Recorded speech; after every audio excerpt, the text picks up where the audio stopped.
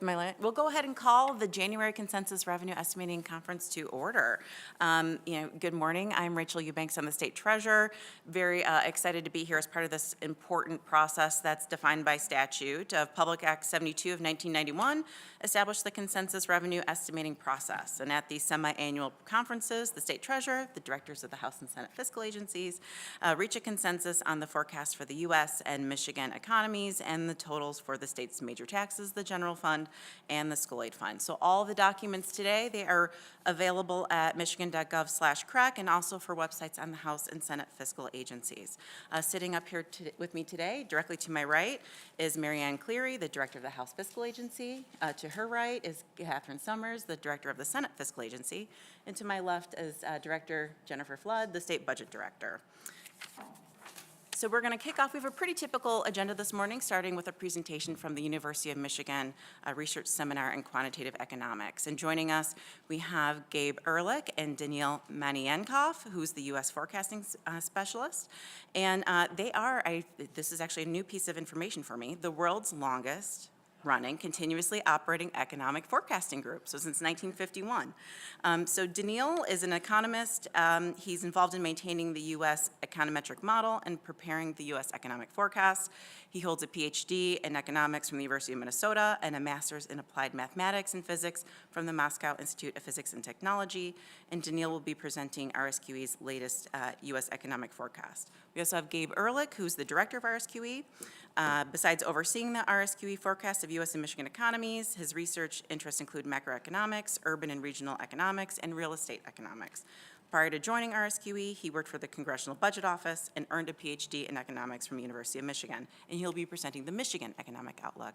So I'll invite both of you to the presentation, to provide your presentation here. Thank you so much. And I realize I skipped over comments. Do either of the principals have comments before we get started this morning while we're waiting? Okay, seeing no comments, if you would like to start your presentation when you're ready. Thank you for making the trip up today. We saved the snow for you on the way home, I guess, this time. So glad you could join us.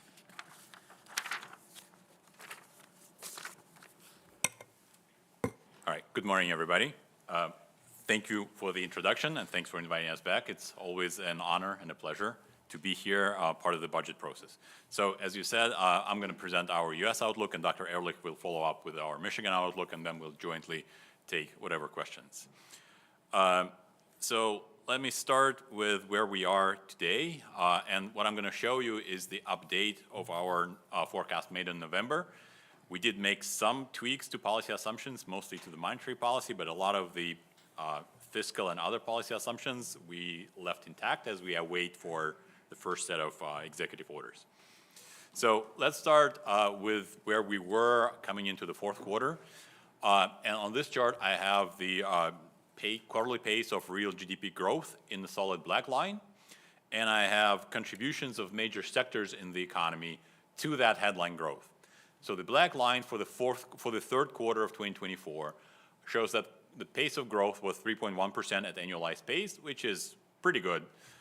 The colored bars signify contributions, and what I want you guys to focus on is the sum of the two bars in maize and blue, or maize and yellow,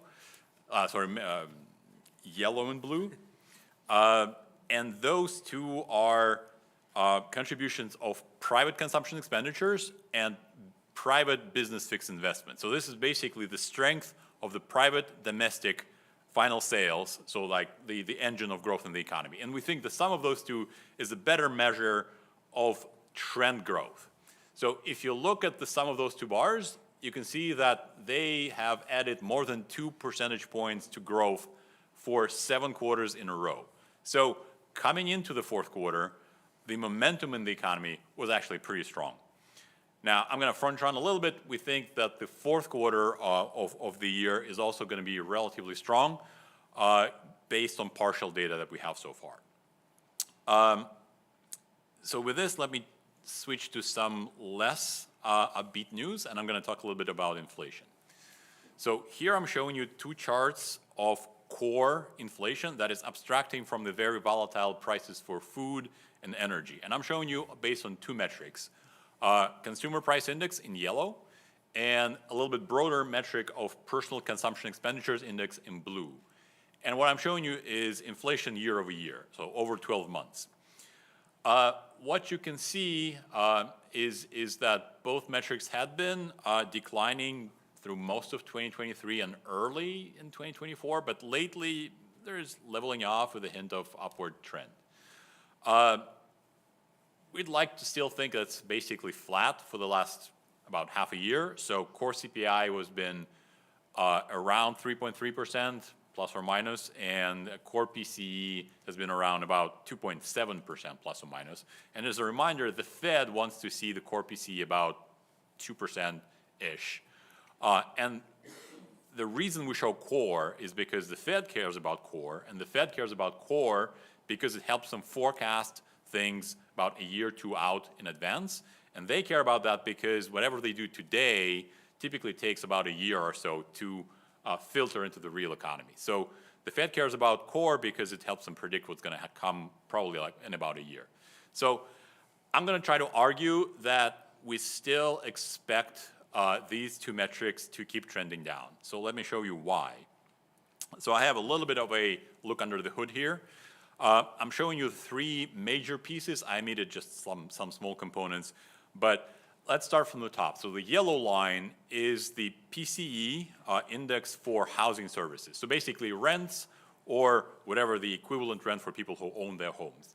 And you can see that it's still trending down, and we expect it to continue trending down based on what we're seeing for rental prices for new tenants on the new market out there. So it takes a while for those numbers to filter in.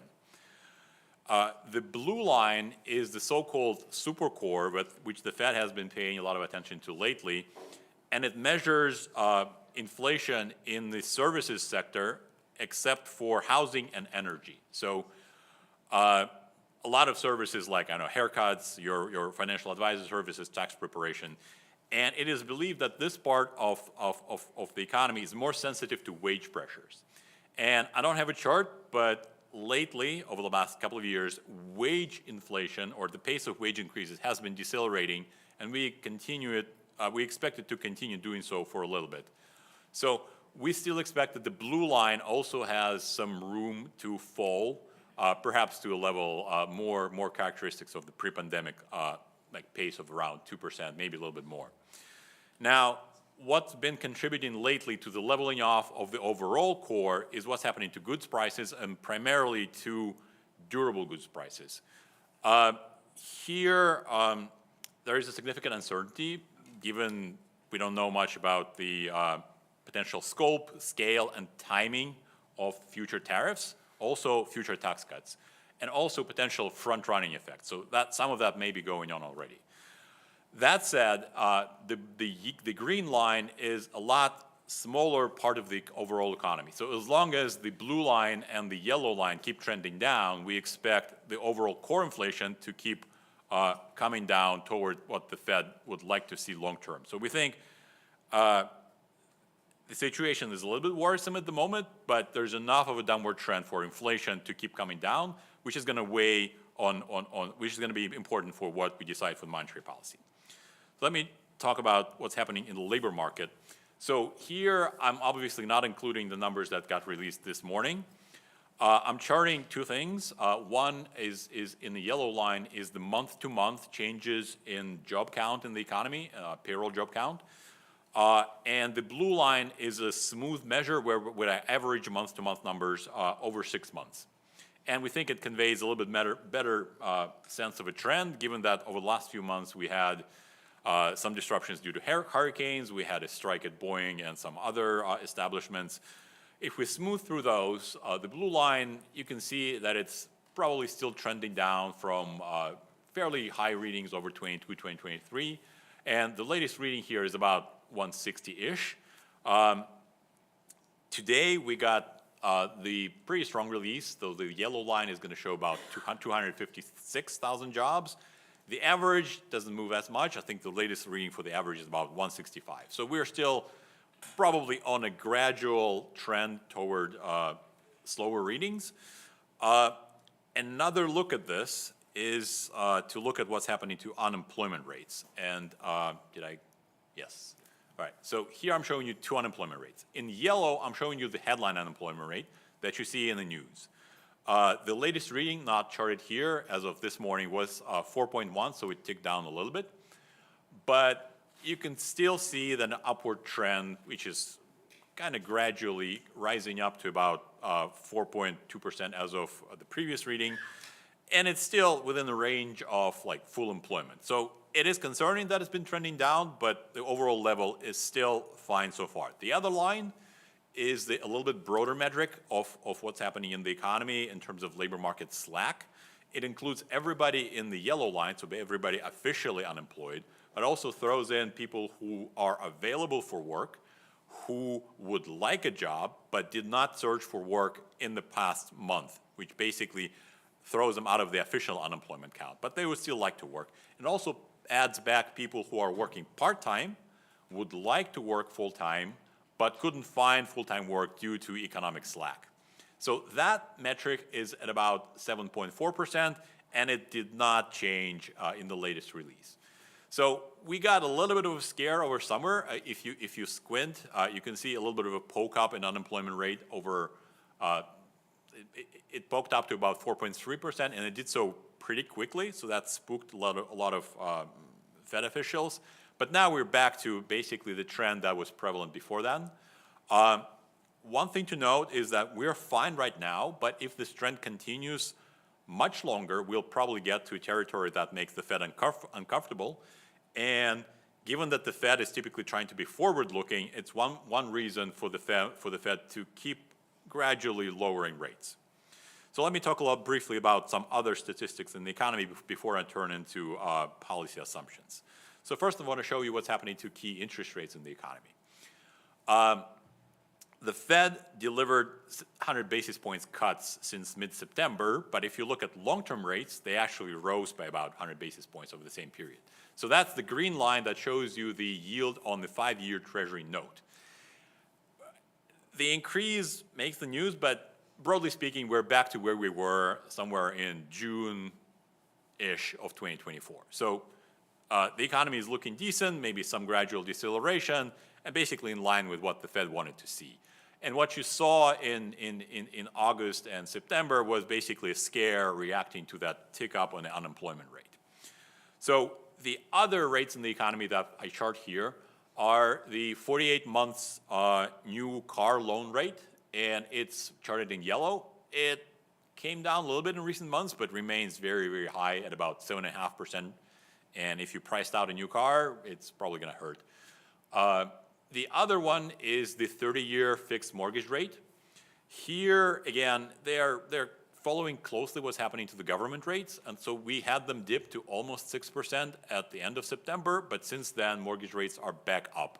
And the latest reading is 6.9%. So that's obviously not helping housing, and that's my next chart. Here I'm showing you two things about housing. One, in yellow, is the Mortgage Banker Association index for applications for purchases. And you can see it's scraping along the bottom at a level that we last saw or previously saw in early to mid-90s. So housing is not doing that great. The other metric in blue is the National Association of Home Builders Housing Market Index. And that's a sentiment index. So, and basically readings below 50 indicate shrinking activity, and the readings above 50 mean that they think that the market participants think that the sector is expanding. So you can see that we've been continuously below 50 since April, and in April we only just barely exceeded 50 for like a month or two. So housing is still hurting from high mortgage rates. In the near term, we expect it to continue, but longer term, we expect housing construction to be, we're somewhat upbeat on housing outlook, maybe not the immediate one, but longer term, and for two reasons. Basically, existing home sales are currently unaffordable and are projected to remain quite unaffordable, which creates an opening for new construction, maybe by tweaking the square footage or maybe using a little bit cheaper materials.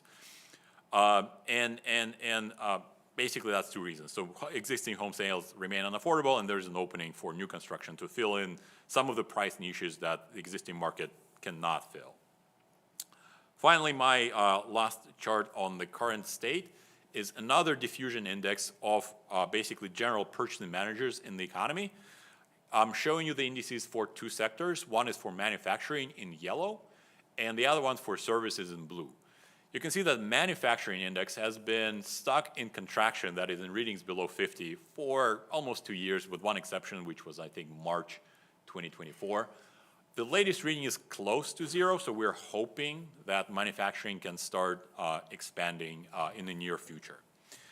The more important news is the pickup in the level of sentiment of diffusion index for the services sector, which is by far the largest in our economy. So here, if you look at it, you can maybe see that there's been an acceleration in the recent months, which basically bodes well for the momentum in the service sector of the economy. So now let me talk about our inputs, and I'll start with some of the assumptions that we made in November regarding the President-elect Trump agenda. So we expect the Tax Cuts and Jobs Act largely to be extended wholesale, and the bulk of it was in our assumptions regardless of who gets elected. We expect a higher cap on state and local tax cap.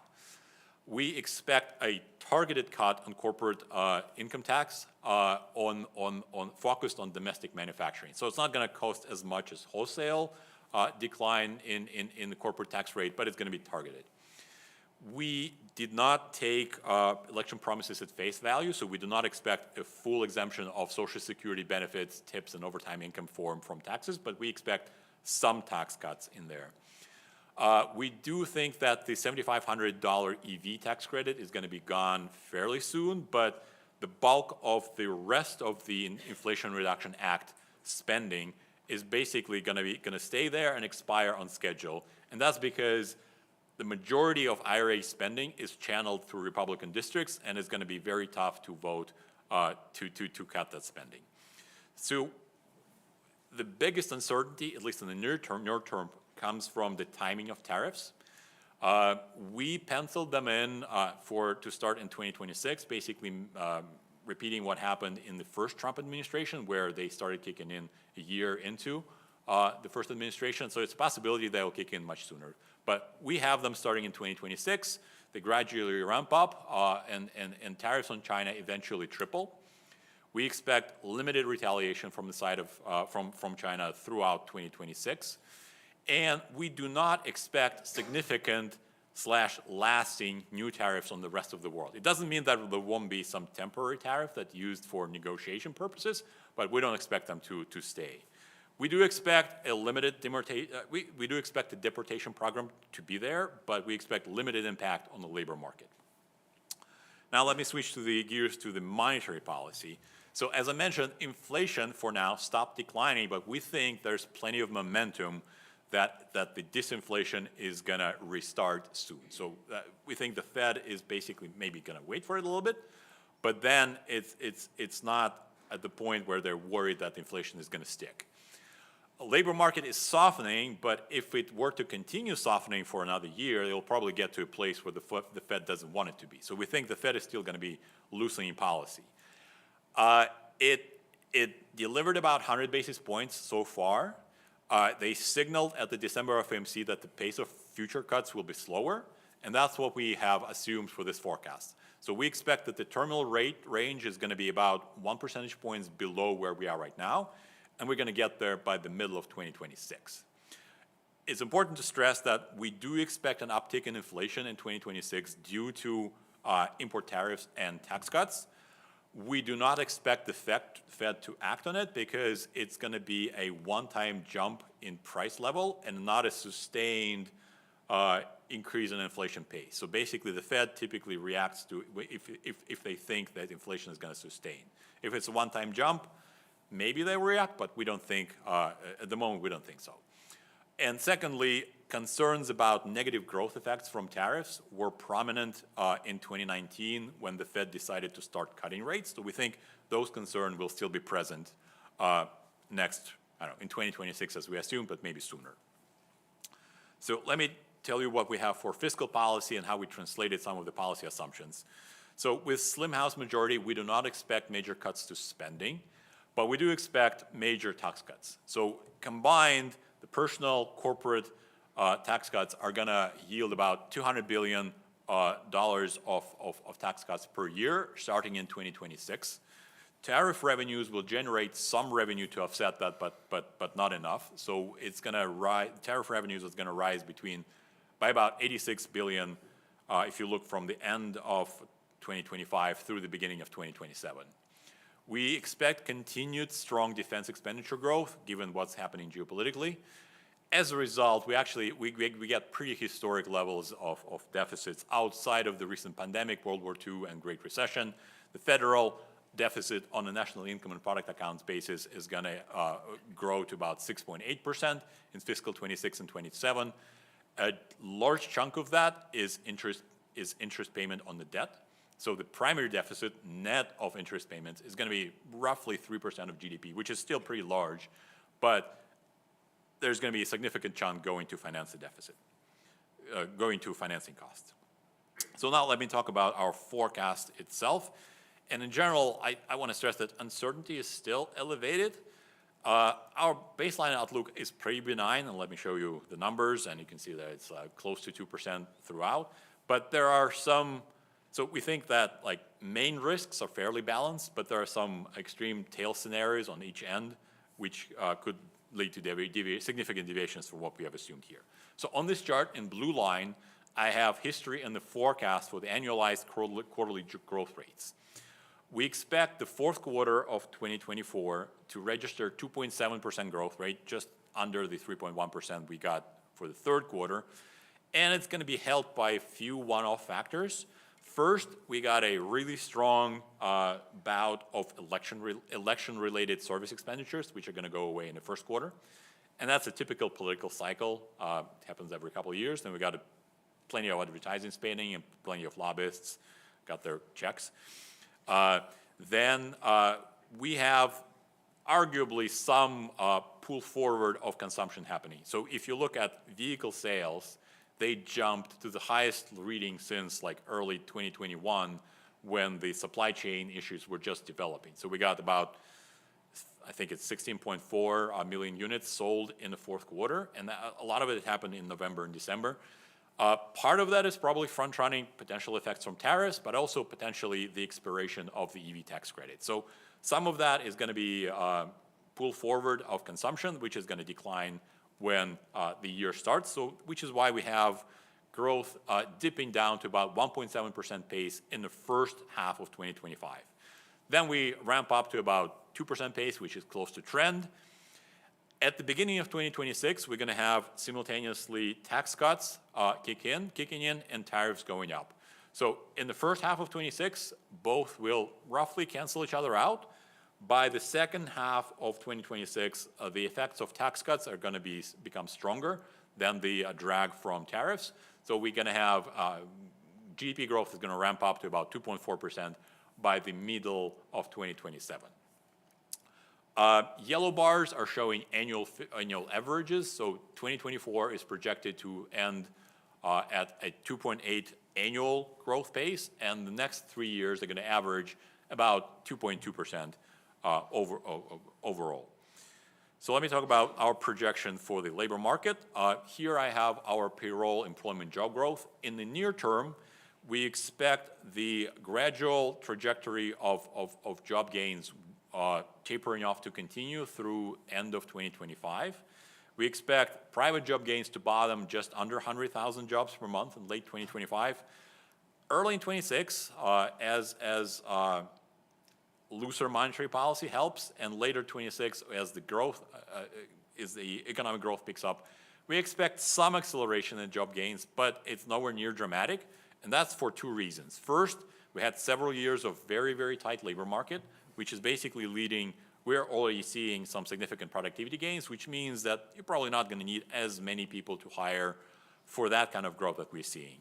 Second, over the last several years, the inflow of new immigrants has been definitely helping to prop up job gains. And we see that tapering off in the forecast, and that's going to be another contributor to slow rebound in jobs that we're seeing. Looking at the unemployment rates, we expect the participation rate in yellow to stay roughly flat. The unemployment rate stays on its current trajectory through middle of 2025, where it ticks up to about 4.4%. But then, again, as the Fed keeps easing and some tax cuts kick in, we expect it to stabilize to about through middle of 2026, and then growth accelerates and the unemployment rate starts ticking down, declining to about 4.1% by the end of the forecast. I want to stress that if you look at big picture, this whole blue line is basically full employment forecast. So it's like a tenth here and there, but in general, it's a healthy labor market overall. Next, I'm going to give you our projection for consumer prices. I'm showing you the year-over-year inflation for core in blue and for headline inflation in yellow. And as I told you, we expect there to be still a significant momentum for inflation to moderate. So we expect year-over-year inflation to dip to about 2.5% by the middle of 2025. And remember, the recent level here is about 3.3 for core for the blue line. As shown, we do expect inflation to tick up a little bit in 26 and 27, and that's basically reflecting the effects of tariffs and the stimulative effects of tax cuts. Headline inflation in the near term, the yellow line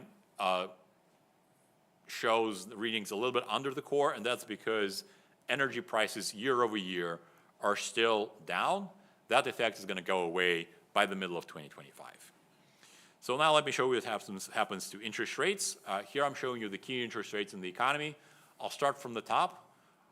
Actually, I'll start from the bottom. So the red line is the 3-month Treasury bill, and it roughly follows what we have assumed for the Fed funds policy administered by the Fed. So it comes down to about 3.3% by the middle of 2026 and stays there. The green line is the 2-year Treasury note, and it again gradually declines and gets to about 3.5%. The blue line is the 10-year Treasury, and we expect there to be a little bit of an overreaction in bond markets right now. So the latest reading, I think, is about 4.7%. We expect it to average about 4.3% for the first quarter, and then gradually keep edging down, dipping below 4% by mid-2026, and then reaching, I think it's 3.9 by the end of the forecast. The 30-year mortgage in the yellow line, you can notice, is coming down faster than the blue line. And that's because we expect the abnormal spread that has developed in recent years between the mortgage rates and the government rates to slowly normalize. And that spread reflects uncertainty about the Fed, about the timing of the Fed policy. It expects general uncertainty about the economy, about inflation, and some funding costs for the Fannie and Freddie, the government-sponsored enterprises. So gradually over time in the forecast, that spread shrinks, which explains why mortgage rates dip below 6% by mid-2026 and come down to about 5.6% by the end of the forecast. Still, at 5.6, it's much higher level than we have seen in the decade past the Great Recession. So mortgages are going to stay quite unaffordable, and we do not expect any declines in national home prices. So existing homes are going to stay unaffordable, which is why we expect housing starts to grow, maybe not too briskly, but we expect them to rebound over the forecast in a meaningful way. So here I'm showing you the overall housing starts in yellow. Single-family home starts in blue, and green is the multifamily home starts. I'll start with multifamily home starts. They appear to have stabilized after a large drop-off in some overbuilding, which was probably in response to the pandemic, where a lot of people demanded extra space or maybe separate apartment. We expect, again, the unaffordability of existing homes, maybe even the new ones, is also going to keep driving the rental demand higher, and the bulk of the multifamily housing is built with intent to rent. So that's the reason we expect the green line to pick up and start picking up reasonably soon. The single-family home market, in the near term, we actually expect it to drop a little bit. That's because mortgage rates, at least in recent weeks, are pushing 7%. We expect it to moderate a little bit, but it's still a level that makes home purchases, whether new or old, somewhat, well, quite unaffordable. Additionally, in recent months, there's been some extra inventory that accumulated in the new housing market. So the builders are probably going to wait for that to clear out before they ramp up building. So we expect a little bit of a dip in new family single home construction in the first half of 25. But then as mortgage rates come down, we expect to jump back to try to trend. We do not get quite back to the pre-pandemic trend, but we're trying to asymptote there. So with this, I'm going to conclude with national list of risks. I'm going to be fairly broad because there's many. Economic data is typically subject to revisions. At the moment, things look strong, but a few revisions here and there can make things look weaker. So economic momentum could basically change shape under us. There are lots of policy risks. We're going to learn some of them in a couple of weeks. And watch for our February forecast. We will try to reflect our latest thinking. Geopolitical situation is fraught with risks. Not talking just about immigration policy impact. The pace of population growth has significant implications for the economy. It's first order. I mean, the more people, the higher the GDP. And finally, lately we've been seeing some measured productivity numbers that are stronger than the pre-pandemic trend. There's a possibility for that to go stronger, which will have some implications for overall GDP, for demand for labor, skilled labor, and everybody has to throw in AI somewhere these days, so that's a possibility. So with this, I'm going to turn it over to Gabe. Thank you. Well, thanks, Daniil, and thanks very much for inviting us to participate in the Consensus Revenue Estimating Conference today. It's always an honor to be included in the event. And I'm excited to share our outlook for Michigan's economy over the next few years with you. But before I do that, what I wanted to do is actually take a detour and just take a few minutes to look at how broadly prosperity is shared across Michigan. And this is a topic that comes up a lot in our conversations around the state, and it's a topic that I've had questions from state legislators before. And just many people will ask, well, okay, you give us the top line numbers, but what does that mean for how people and households are doing? And we recently had the chance to dive into this question in some detail because the Southeast Michigan Council of Governments sponsored a project that we did last year in which we examined how prosperity is shared in Southeast Michigan. And we got a lot of positive reactions to that report, so we decided to extend parts of it to cover the entire state. And so this map shows average adjusted household incomes across Michigan. The details of how we constructed these averages are in our most recent economic forecast report from November on our website. But just in a nutshell, we used individual household records from the American Community Survey for 2022, which was the most recent year that the data was available when we did this analysis. And we adjusted household incomes for differences in the local cost of living and for household size. And that produced a standardized 3-person equivalent household income measure for all of the individuals in the analysis. And we refer to that measure as equivalent household income. So that's what we're plotting on this map.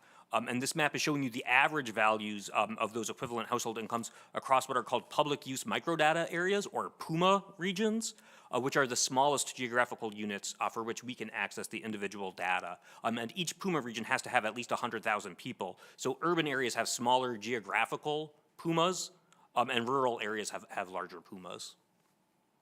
As you can see in the map, there's considerable variation in household incomes by geographical location in Michigan.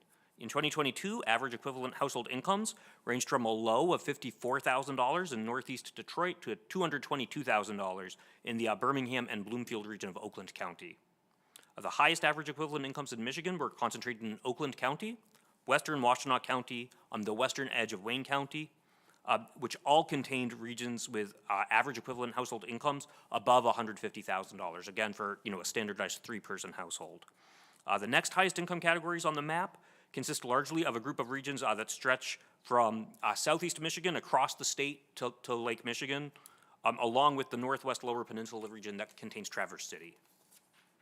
Rural areas of Michigan tended to have average equivalent household incomes in the $75,000 to $100,000 range, which was somewhat below the state average of about $111,000, while the lowest average equivalent incomes were found in the city of Detroit and the region that includes Flint.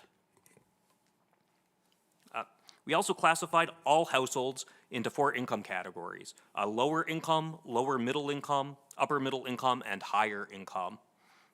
I've got the thresholds there on the slide, but just to tell you what they are, for a 3-person household in an area with the national average cost of living, the border between a lower income and a lower middle income household in our analysis was about $57,500. It was $86,300 for the threshold between lower middle and upper middle income households, and then $172,500 for the threshold between upper middle and higher income households. So that's how we did the classification. And this slide shows you the distributions of Michigan's population across these household income categories in 2022 for different racial and ethnic groups. And I'm not going to go into every single number. There are way too many numbers on the slide to talk about every single one. But you can see that there are significant differences in the shares of households in these different income categories by race and ethnicity. If we start by comparing Michigan's non-Hispanic Black and non-Hispanic white populations, about twice as many Black residents live in lower income households as white residents, and 3 times as many white residents live in higher income households as Black residents. The proportions for Michigan's Hispanic residents and residents in the group labeled other races and ethnicities, which, just to be clear, includes multiracial residents, lie between the distributions for Michigan's non-Hispanic white and non-Hispanic Black residents, and then non-Hispanic Asian residents of Michigan have a somewhat more favorable income distribution than non-Hispanic white residents. And this slide shows those same distributions by level of education. So each bar represents the population of Michigan residents aged 25 and older with a specific level of education in 2022. And we focus on adults aged 25 and older just because they're more likely to have completed their formal education than younger adults. Again, just to summarize briefly, about 2/3 of Michigan residents with a high school degree or less formal education live in lower or lower middle income households. About 60% of residents with some college or an associate degree live in one of our 2 middle income groups, and about 3/4 of Michigan residents with a bachelor's degree or more formal education live in upper middle or higher income households. And I'm going to move on to our economic forecast in just a minute. And one of the things I'm going to show you is a relatively optimistic forecast for real income growth overall in the state. But what I've just shown you is that within Michigan, there are still substantial gaps in economic prosperity on several dimensions, geographically, by race and ethnicity, and by level of education. Residents with a bachelor's degree or higher formal education are almost 5 times more likely to reside in a higher income household as those with a high school degree or less. And one reason, I'm sure many of you have heard me make this point before, but one reason I try to make this point, when I get the chance, is that enrollment at Michigan's public universities has actually been falling over the past 10 years. Some of that is because we have a smaller number of traditional college-age residents, but that doesn't seem to be the whole explanation when we run the numbers. And one key takeaway from our analysis is that higher educational attainment continues to be an important pathway to economic prosperity. And right now, the enrollment trends in Michigan, look a little bit worrisome. Okay, with that, I'll get off of my soapbox. Obviously, I work at the university, so So I always like to make that point, but I'll switch gears and show you where Michigan's economy stands in the latest data. This graph shows you the 12-month growth rate of payroll employment in Michigan, plus the Grand Rapids and Detroit metro areas. Just a couple of months ago, so when I was presenting at our conference in November, this graph was showing a pretty concerning trend. Job growth had been slowing down throughout Michigan for much of 2024.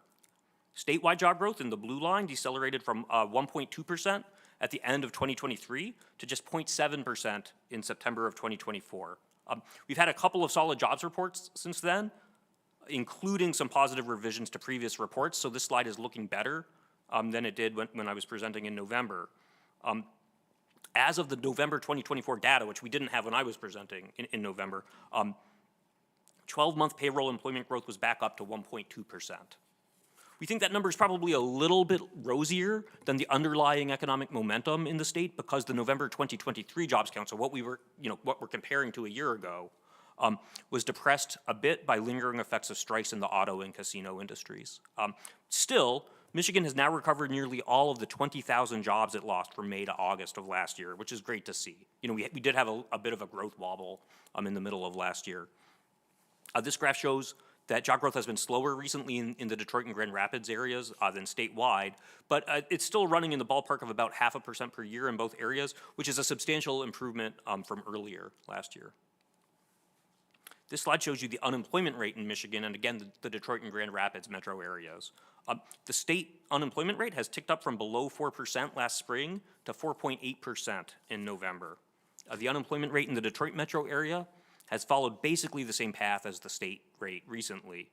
The Grand Rapids rate is in yellow, and it typically runs lower than the statewide unemployment rate. And that's been the case recently as well, but still the Grand Rapids unemployment rate has risen from about 3% at the start of last year to 4.2% as of November of 2024. You know, in the larger scheme of things, this slide shows that a 4.8% unemployment rate for Michigan is pretty low by historical standards. So it's not time to hit the panic button yet, you know, when you look at these numbers, but the trend is worth keeping an eye on. You know, unemployment has been rising in Michigan. And just to reinforce that point, this slide shows the ratio of job openings to unemployed persons as measured by the Bureau of Labor Statistics. These series are sometimes called the V to U ratio for short, just because they measure vacancies divided by unemployment. And they're considered to be a very useful measure of how tight the labor market is. The yellow line here is showing you the national situation, and the blue line is showing you the situation here in Michigan. Nationally, the job openings to unemployment ratio has fallen from about 2 in the summer of 2022 to about 1.1 today. For comparison, the 2019 average was about 1.2. So nationally, we're below the level of labor market tightness we saw before the pandemic. Here in Michigan, the V to U ratio has fallen to about 0.95, which means there are now more unemployed residents of Michigan than there are job vacancies. One point I want to make here is that in a lot of ways, the recent cooling off trend in the labor market is by design. The Fed looked at the labor market in 2022 and it judged that the labor market was substantially overheated, and it tightened monetary policy in part to get the labor market into better balance. The current labor market is probably roughly in balance, even if it's a little bit looser than what we saw in 2019, but the Fed probably doesn't want to see the recent cooling trend go any further. So that's how I would summarize where we are right now. And so with that, I'll turn to our forecast for the Michigan economy, starting as usual with light vehicle sales.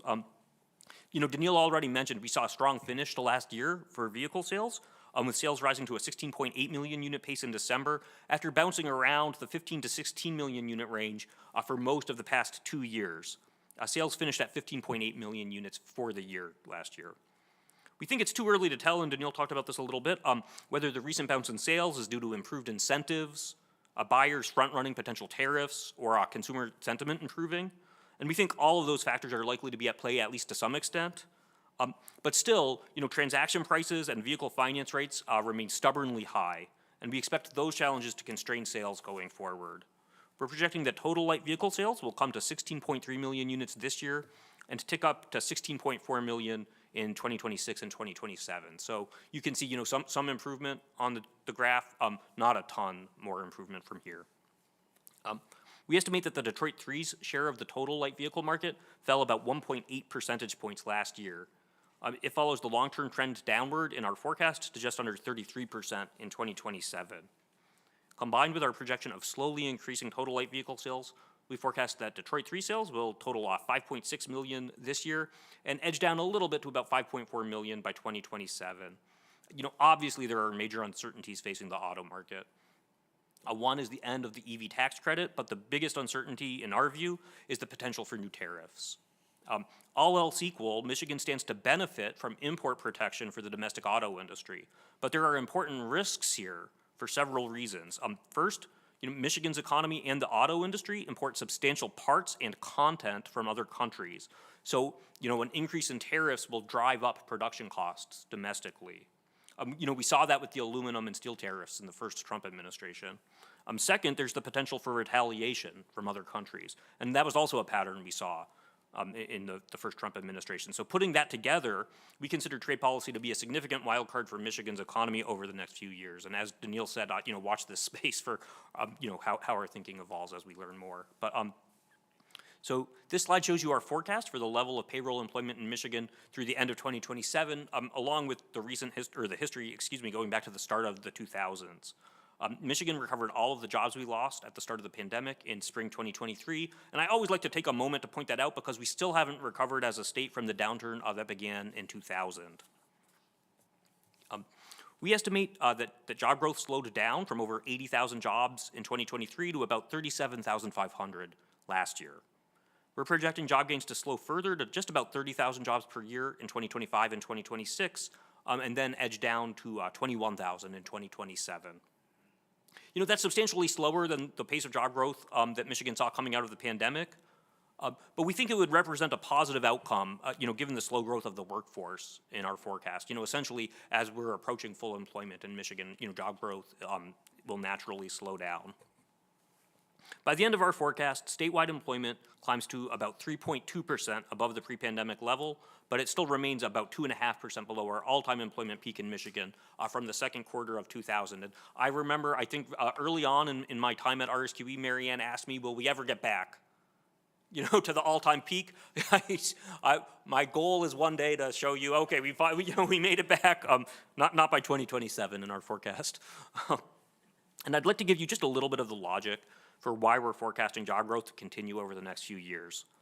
Here I've broken down all of Michigan's industries into two groups, what we call the cyclical industries in the yellow line and what we call the non-cyclical industries in the blue line.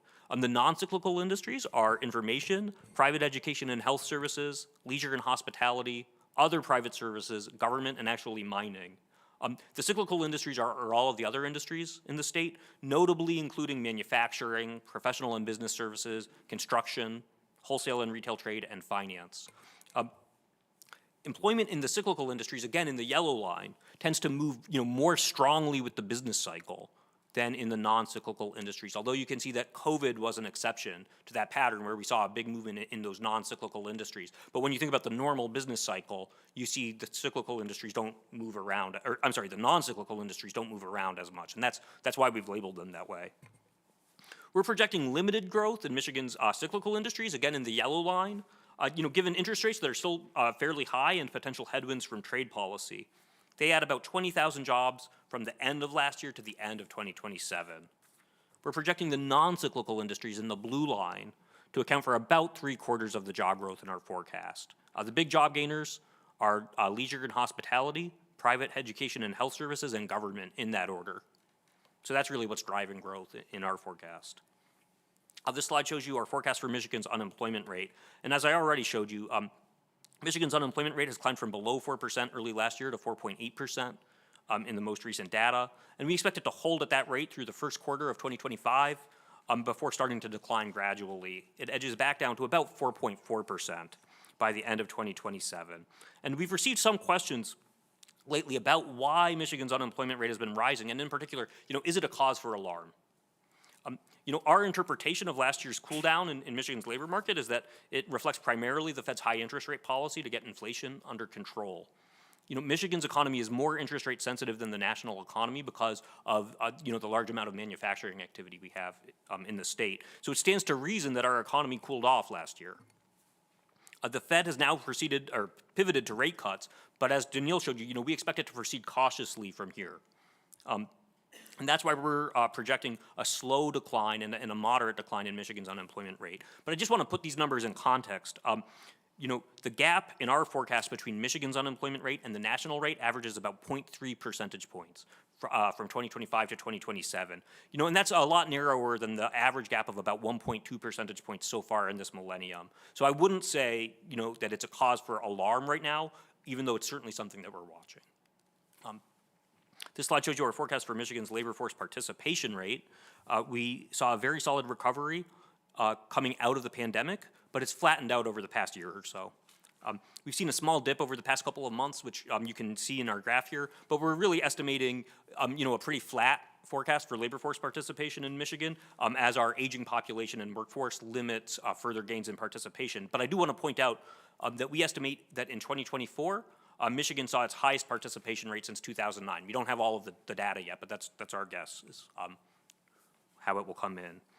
And I believe this is my last, This is my second to last graph of the day, and it shows you our forecast for Michigan's personal income per capita in yellow and real disposable income per capita in blue. We recently received revised income data for the state, so this slide looks substantially rosier than it did in the most recent CREC last May. We estimate that personal income per capita in Michigan rose by 4.4% last year, and we're forecasting growth to settle into the 3.6 to 3.7% per year range over the next 3 years as job growth slows down. That takes personal income per capita to $70,800 by 2027. So that's the yellow line. Looking at the blue line, we calculate real disposable income by subtracting personal taxes from personal income and adjusting for inflation. So it's a useful way to track living standards in Michigan over time. Local inflation had been running a bit faster than national inflation last year, but it has cooled off some in the latest data, and we expect local inflation to run basically in line with national inflation over the next 3 years, which is why I didn't have a graph for Michigan for Detroit CPI inflation. We estimate that real disposable income per capita rose 0.9% last year. And we're projecting growth to average 1.3% per year over the next 3 years, boosted by slower inflation and personal tax cuts at the federal level. So, that is a better story than we had been telling last May. Okay, now this, I believe, is my last graph, and it shows you our forecast for state tax revenues split into the general fund in yellow and the school aid fund in blue. And my colleagues at the House and Senate fiscal agencies and the state treasury will be talking about tax revenue in more detail, so I'll just briefly discuss the recent history. From 2019 to 2024, combined general fund and school aid fund revenue soared by about $7.8 billion. You can see that in recent years, growth flattened off for the school aid fund and even reversed in 2023 for the general fund. There were some economic factors at work, but the general fund's fall in fiscal 2023 was mostly related to changes in the state tax laws. Looking forward, we forecast sustained growth of state tax revenue through fiscal 2027. A combined growth of 3.3% in fiscal 2025 is led by contributions from the personal income tax and the state education property tax, while sales and use tax revenue stays mostly flat this year. In fiscal 2026 and 2027, income tax revenue and the state education property tax continue with healthy growth, and sales and use tax revenue also picks back up. And that combines with the relaxation of most of the new earmarks to the corporate income tax. So altogether, we're projecting combined revenues to rise about 5.6% in fiscal 2026 and another 3% in fiscal 2027. Our forecast puts combined general fund and school aid fund revenues about $11.8 billion higher in fiscal 2027 than they were in fiscal 2019, and that translates to a gain of about 48%. And that number sounds like a lot, but it doesn't account for the elevated inflation we've seen recently. So after you adjust for local inflation, the growth of combined general fund and school aid fund revenues comes to about 10.5% from 2019 to 2027 in our forecast. So to wrap up, we continue to forecast something close to a soft landing for the Michigan economy over the next few years, with moderate employment growth, rising real incomes, and growing tax revenues. Of course, there are always risks to our forecast. In addition to the risks to the national economy that Daniil discussed, risks we see here in Michigan include changes to the state minimum wage and sick leave policies, trade and tariff policies, the path of vehicle electrification, and obviously, the chances of a national recession. So thanks very much, and with that, Daniil and I will be happy to take questions. Thank you so much for the presentation. As always, tremendously interesting, and your elaboration on the points are incredibly valuable too. So thank you so much. I'll open up now for questions. We've also been joined by members of the legislature. Welcome. And if you've got questions, we're certainly happy to take those too. But let's start with the principals. Any questions? Please, Mary Ann. I echo the state treasurer's comments. I appreciate your presentation. So my question goes back to your local jobs slide, and you talk about the dip of the loss and then the back. And so my questions usually are related. Are they the loss of the jobs the same thing versus what we're gaining? Are they the same type of jobs? Are they different jobs? Yeah, off the top of my head, I don't recall if we've gained back exactly in the same sectors, Mary Ann. So I'll dig into the numbers and follow up. Yeah. If you have one more on that, sure. So again, when we go back to the employment. In past, you've talked a little bit more of retirees or the older population, the demographics, accelerating a little bit. Are we seeing that same thing? Is it in the job market, or is that kind of leveling out where people are staying in the jobs a little bit longer? Yeah, I mean, in our opinion here in Michigan, we saw a very strong increase in labor force participation, as I showed you.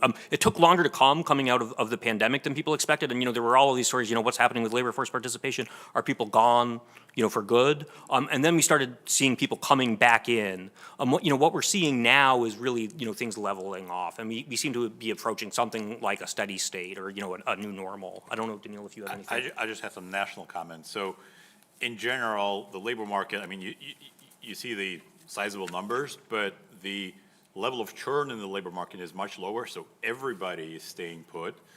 Second bit of data I saw is that the average age of long-term unemployed is actually falling. So it's maybe older people stay longer and stay attached to their jobs. That sounds right, but I'm guessing everybody's staying attached to their jobs in general.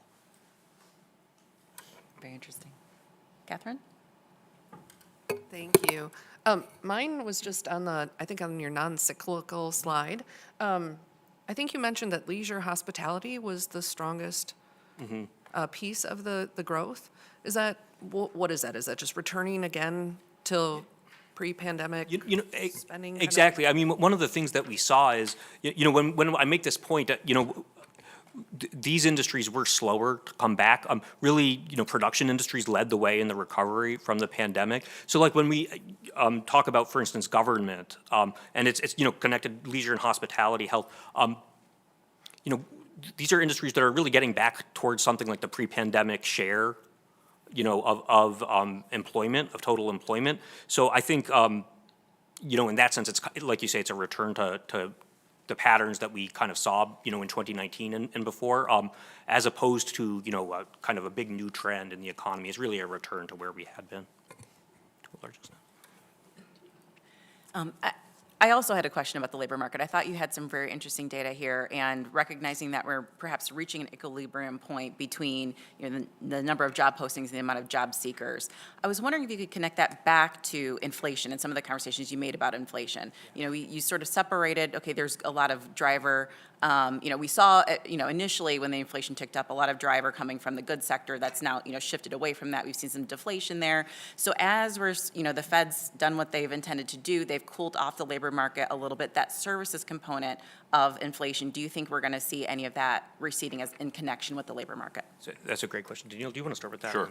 So as I said, we do expect continued moderation in wage growth, and that's basically it also depends on how many opportunities you have. So for a good time during the pandemic, you actually saw a thing as like premium for job switchers. So it actually paid to go and look for jobs. That's been gone for a while. So so basically fewer people are switching jobs, fewer people are getting pay raises, and that's basically contributing to slowing your wage growth, and that's eventually, slowly filters into service sector costs and hopefully helps tame inflation, at least in the service sector. So that's in the forecast. I agree with that. Thank you. Any additional questions from members? Yes, please, go ahead. Thank you very much. I thank you for the presentations. It's always enlightening to not only learn the data, but learn how you came about it. So I appreciate that very much. You were talking about being on a pedestal or the soapbox, I think you called it. And then we're talking about college education and how that correlated with income. Have you run those numbers on the trades? Because we've been very loud about trying to help people move into the trades and telling them how much opportunity there is there. Yeah. And I'm curious if we have those graphs. I don't have graphs, that I can pop up on the screen. We have run those numbers, and there's no question that there are great, jobs available in the trades. There are jobs, that pay high salaries in the trades. What we have found is that quantitatively speaking, the number of those jobs in the trades where, you can make a six-figure salary are less than jobs that have a bachelor's degree. So it's not, I certainly don't want to say that there aren't, great career paths in the trades. I agree with that. Just from a, kind of quantitatively, how many jobs are there, and what predicts whether people are living in kind of what we classify as higher income households. Having a BA just seems to be a very strong predictor. So, that's really the, just the point I was If I trying might to follow make. up, so in the calculations, are you calculating in the cost of achieving that degree in the first place? Because No, we don't. I know lots of people who are slightly younger than me that are still paying off loans. Not that I'm not 29, you understand. The other question I had to do with the unemployment. You said that 4.8% was historically low. Are you talking about a percentage in Michigan or national percentage, and how do we compare nationally with our unemployment rate? Yeah. So, so I'm showing you here, the history going back to 2000. And so I don't want to say that it's, historically low, but it's not historically what I would call a cause for alarm. I think we are currently above the national unemployment rate. And in our forecast, we stay a little bit above the national unemployment rate. And that is the historical pattern. So I think the number that I have in my mind is that since the beginning of the millennium, Michigan's unemployment rate has averaged about 1.2 percentage points above the national rate. Now, obviously, we had, the Great Recession and the single state recession in those numbers. But, in our forecast, we're projecting Michigan's unemployment rate to average about 0.3 percentage points above the national rate. So, I guess that puts it in context. Thanks. We do have time for one more question. Please, go ahead. Thank you. Go green. I have to put that in there. I'm sorry, my district demands it. Following up on the senator's excellent question about the trades, I wonder if you've looked at, how much micro work you look at, and have you looked at union jobs compared to non-union jobs, and what are the implications of that? That is a great question. We have not looked at that specifically in our study. There's a lively literature in economics that looks at these issues. And I would say the answer is complicated. It's a fantastic question. It's just not one that I can speak to today. Yeah, thanks. Danielle and Gabe, I always appreciate time. You all appreciate your time here, so thank you so much for your presentation. Okay, moving on to another University of Michigan speaker. I'm Representative Brixey, my apologies. Really, this is a very timely presentation. I know this conference has focused many times in recent years on what's happening with consumption and consumer behavior, and could not be more excited, one, that we have such a wonderful resource in the state of Michigan, University of Michigan, on the survey of the consumers, but also the director here to speak to us generally about what she is seeing as far as those trends go. So I would like to introduce Dr. Joanne Shu, who is the director of the surveys of consumers at the University of Michigan. It is one of the most trusted and coded resources of information about us and how consumers feel. And she earned her PhD in economics at the University of Michigan and her bachelor's in economics and international relations at Brown University. Her research is primarily in the fields of household finance, labor economics, and survey methods. She previously served as a principal economist in the Division of Research and Statistics at the Federal Reserve Board of Governors. Dr. Shu, welcome. Go ahead when you're ready. Thank you so much for your very generous introduction, and thank you so much for having me here. It's really a delight. Before I get started, I do want to also express a big thank you to my team who's holding down the fort. We just released data, I think, 1 minute ago. It's not in the slides, but I will be sharing it with you verbally. So just as a broad overview of what I'll be talking about today, overall consumers' expectations for the future of the economy have improved considerably over the last 2 years. It still remains well below its historical average, and this improvement has stalled in recent months, and I'll talk a little bit more about the role of the election in that.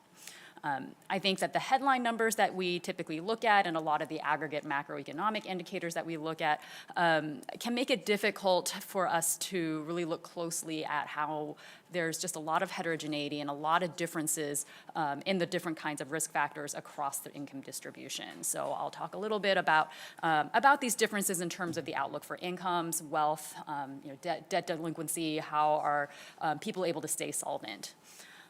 So one thing that our recent data revealed 2 minutes ago is that a lot of consumers are very, very concerned about a resurgence of inflation. And this is a bit of a pivot over what we had been seeing trending over the course of 2024. And a lot of the public coverage of our data with the election happening so recently has focused on partisan differences in how people view the economy.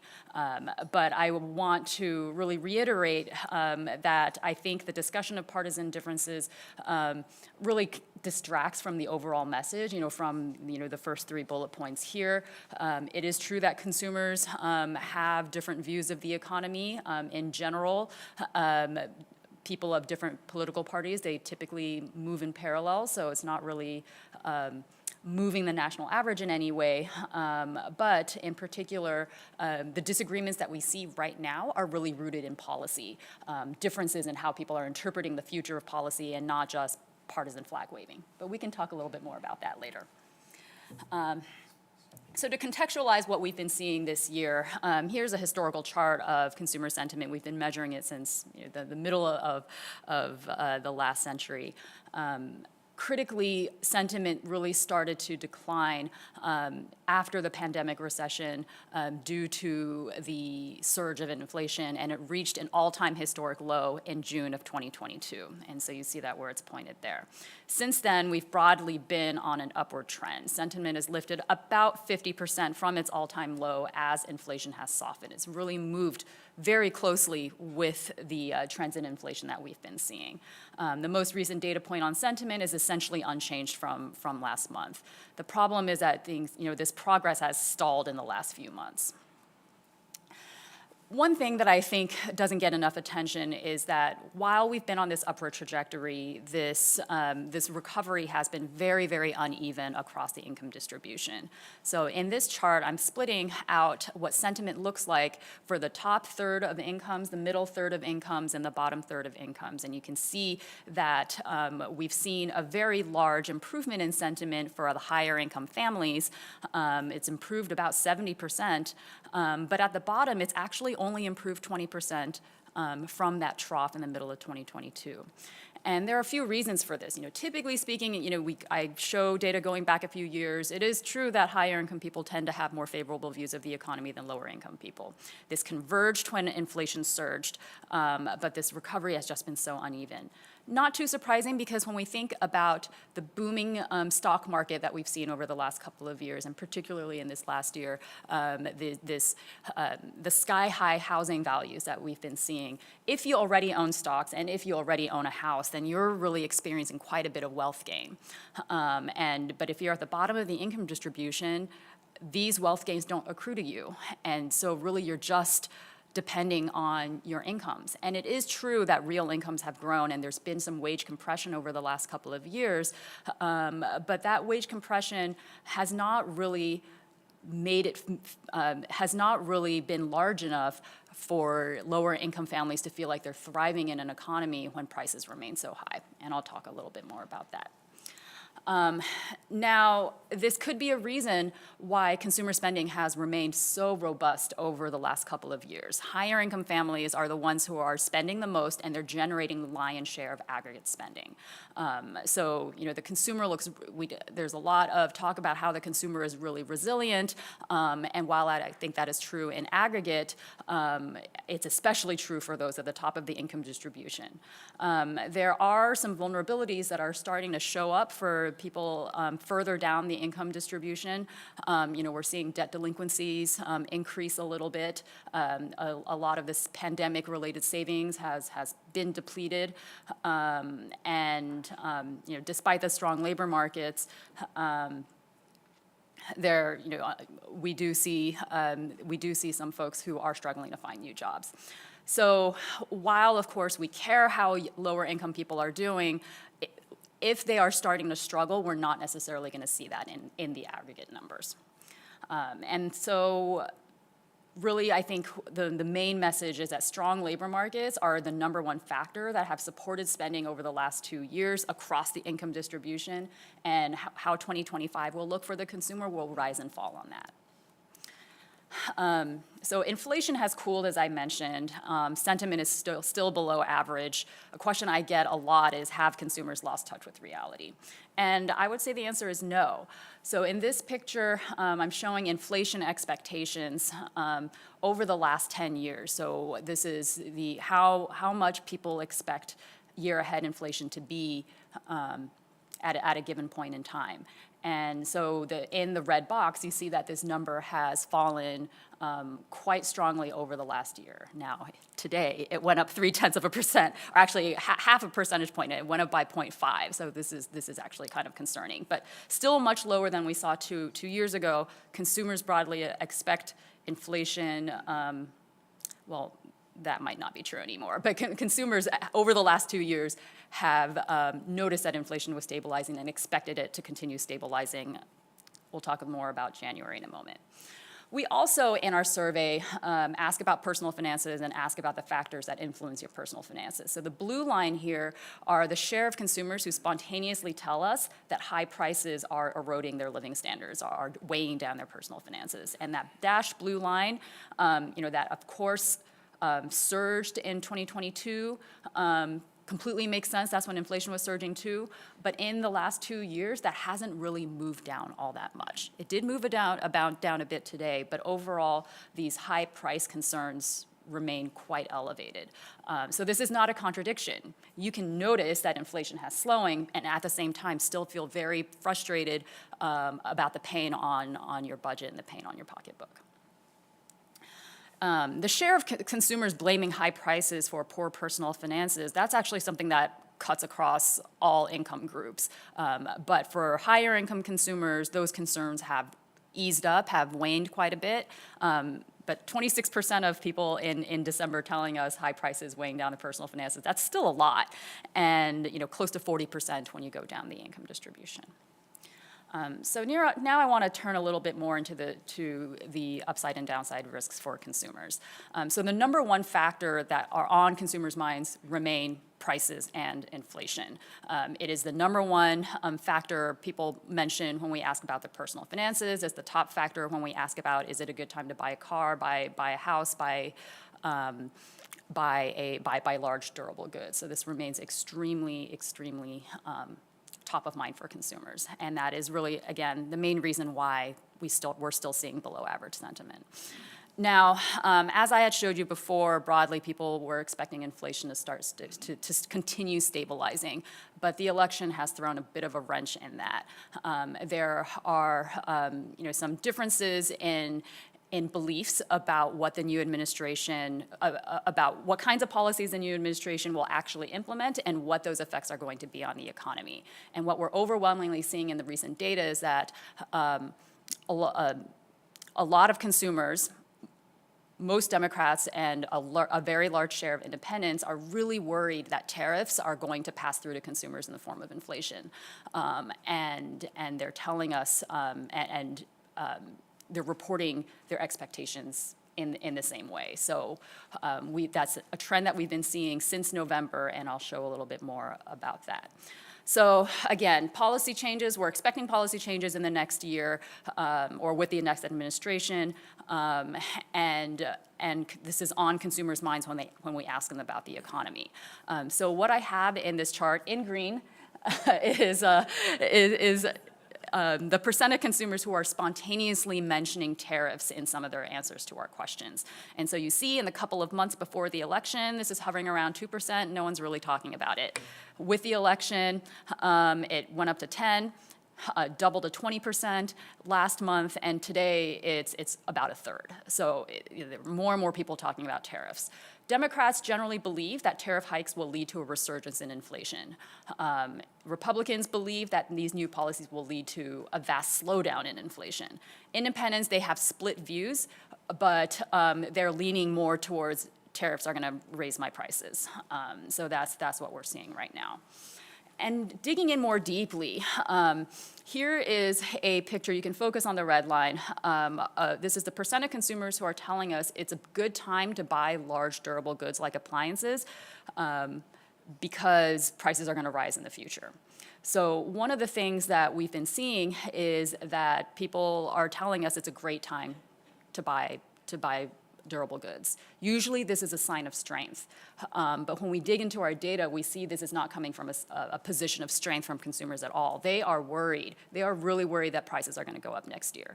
And we see these worries both for durables as well as for vehicles. And as Danielle and Gabe had mentioned, we're already seeing this show up in the sales data for cars in November and December. So in a way, though, this isn't new. We saw spikes in these concerns when Trump was elected in 2016. And when the tariffs did not actually kick in immediately, these concerns went down right away, and they didn't surge again until the 2018 tariffs were actually announced. So I think these buy in advance motives will really depend on what happens with policy. People are making guesses right now. Some people are spending preemptively. So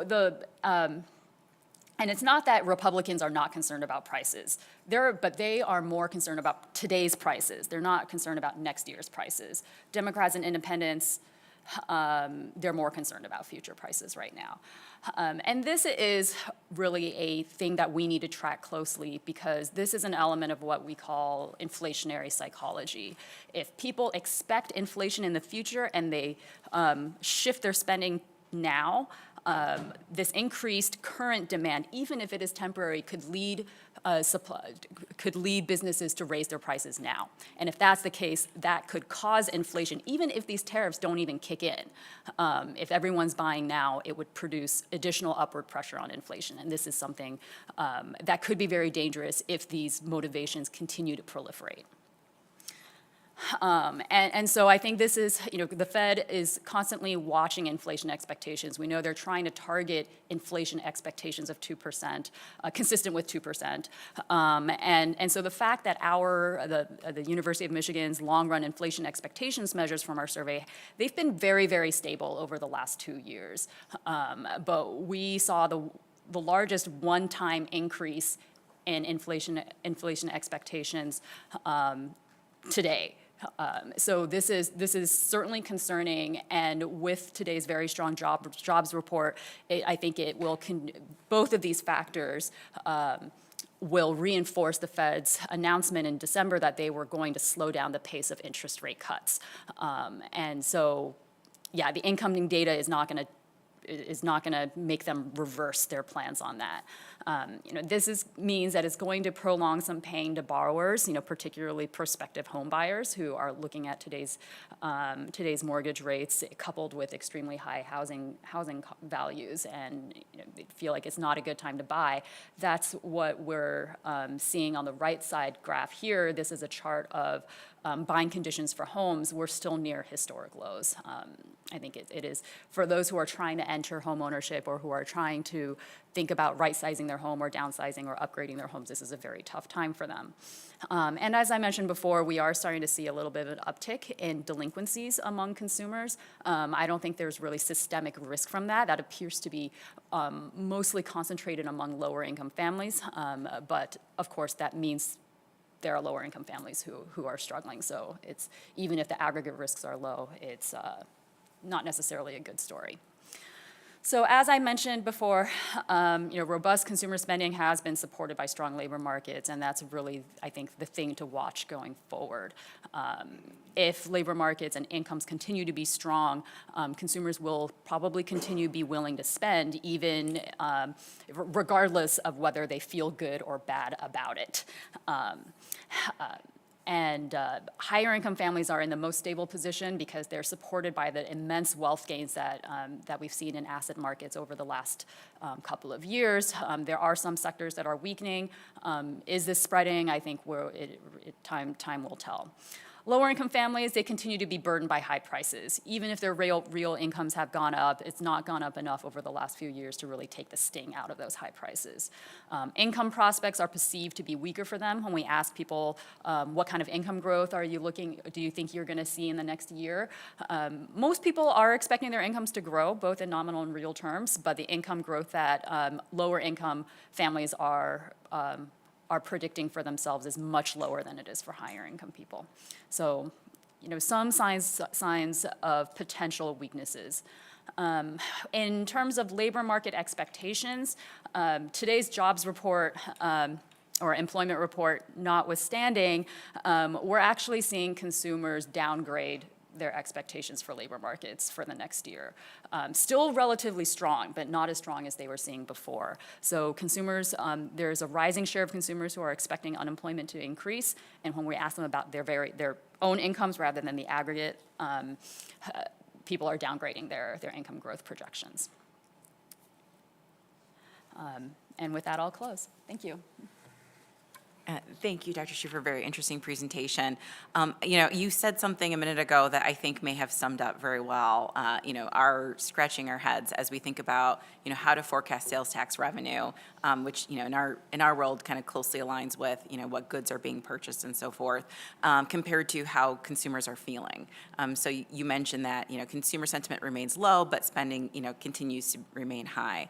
Do you have any advice for us as revenue forecasters, that this association we used to have between how consumers are feeling and what they're doing, what they're spending on, and now, it seems like there's more future expectations that are factoring into what they're actually doing and what they're spending and when they're spending.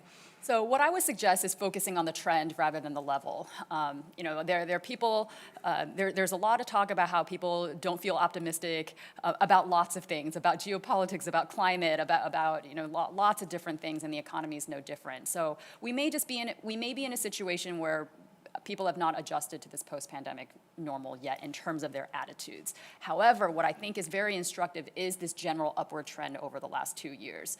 I think this upward trend is very much consistent with the robust consumer spending, that people did see things that things were improving, even if they didn't feel great about where the current state of the world is. 100, as you can see on the chart, indexed to 1966, it was a different world back then, right? So that would be number one. And then number two, I think it's really key to look at these differences across income, because so much of your sales tax revenue is going to be coming from higher income families. And actually, see higher income folks have, recovered quite nicely. So I think those are kind of the two things. And I'm really looking for an inflection point right now with as the policy uncertainty with the next administration starts to resolve. If people continue to be worried that inflation is coming back, that is not a good sign. Obviously, that's not a good sign. But right now, we have no idea how pervasive these tariffs are going to be, whether it's just a negotiating ploy, how many countries it's going to affect. And we know in RSQE's forecast, it wasn't forecast to pass through to inflation in any sort of major way. So will consumers eventually adopt that view, or will they continue to think, I need to spend now to avoid worse times in the future? I think we do need to watch those expectations. Thank you. Other questions? Please, Marianne. So, as I kind of process what you've said, which is a lot, and not the typical way we get data. So when you talk, or when you're asking people, has it changed over the last couple years what they're telling you on the sectors of what's kind of high prices or lower prices, or their opinions on that, or is it kind of the same? So we ask a few questions where this can come up. When we ask about inflation expectations, we're asking specifically about prices in general. And then we ask specifically about durables, about cars, and we ask about homes. We do have a few areas where consumers can offer sort of unfettered, open-ended comments. And I've been tracking the share of people who are mentioning food and gas. And so those are items that are highly correlated with bad sentiment. If you mention food prices or gas prices, you're pretty miserable. That has eased up a bit, but it still remains quite elevated. And so, those prices are obviously very salient for people, but and so that's why they get mentioned. Housing prices get mentioned a lot as well.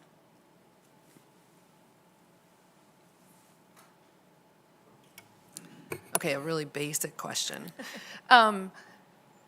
When you do the surveys, I think I think you hear, I'm really glad to see that you have both inflation and high prices. Because it seems as though, my basic question to you is, do you explain to the people you talk to in your survey the difference between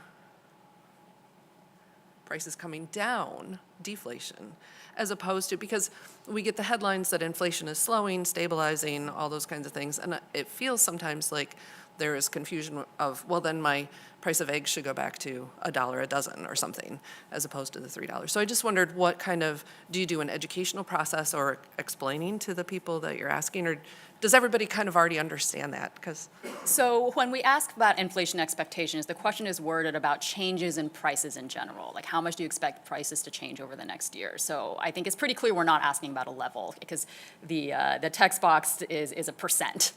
And there are people who say prices are going to stay the same, and there are some people who say it's going to be negative, like that prices are going to go down. It's not a very large number of people. I do think that there's not much of an understanding that deflation really only happens during a recession. I think when people say they're expecting deflation, they're not also expecting a recession at the same time. So there's definitely differences in economic literacy, if you will. But we're never really asking people what it should be, like, should the price of eggs go up or down? We're really asking where do you think it will land? We also ask about gas price expectations, and gas prices are a price that actually goes up and down all the time. And we do see that in the data, where sometimes people really are expecting 0 cents or 0% growth in gas prices. So I don't think I have much to say about whether people understand prices aren't coming down. What I can say is they remain very frustrated that they're not coming down. Whether or not they understand it's a foregone reality, maybe we can add a question on that. Yes, Representative Brisky. Thank you. Thank you for the presentation. So, looking at your very interesting results and kind of curious results, I noticed that one of the slides talked about the impact of the economy on the lowest income folks. And I recall that at the end of the year during the pandemic, everyone was really surprised because we were doing pretty good economy-wise, and it was because those lowest income folks had been lifted out of poverty by the generous unemployment benefits at both the state and federal level. So knowing that our minimum wage is changing and our sick leave policies are changing, might you expect that could have a positive impact on that lowest 20% of earners in the state? I think that lower income consumers, or any consumer, will have a more favorable view if they feel like their livelihoods are more secure. So if people internalize any wage gains, so when they experience wage gains, absolutely we see an improvement in sentiment, whether that's coming from legislation or it's coming from getting a raise at work or switching jobs. Consumers are quite sensitive to that. I think in terms of the social safety net, I think that's an open question, because the social safety net, how relevant is it to you when you're not using it? And so I don't know how top of mind it is when they're answering these questions. But I will say, when we ask about personal finances, it's not mentioned frequently, but I think it's because people will not mention the social unemployment benefits unless they're actually experiencing unemployment. Does that answer your question? Yes. Thank you. Director Flood has a question. Hi, thank you so much for the presentation, especially on a busy day. Just building on the treasurer's question, I'm so interested in the sort of gap between sentiment and behavior. And I'm curious if you've tracked that over time and if you have any speculation as to what drives that gap. Yeah, so I think there are a few factors that are contributing to, let's call it, potentially different relationship between sentiment and spending. So first of all, sentiment and spending is not the only economic relationship that looks a little wonky right now. There's a lot. There are a lot of things where, are we in a new normal of economic indicators?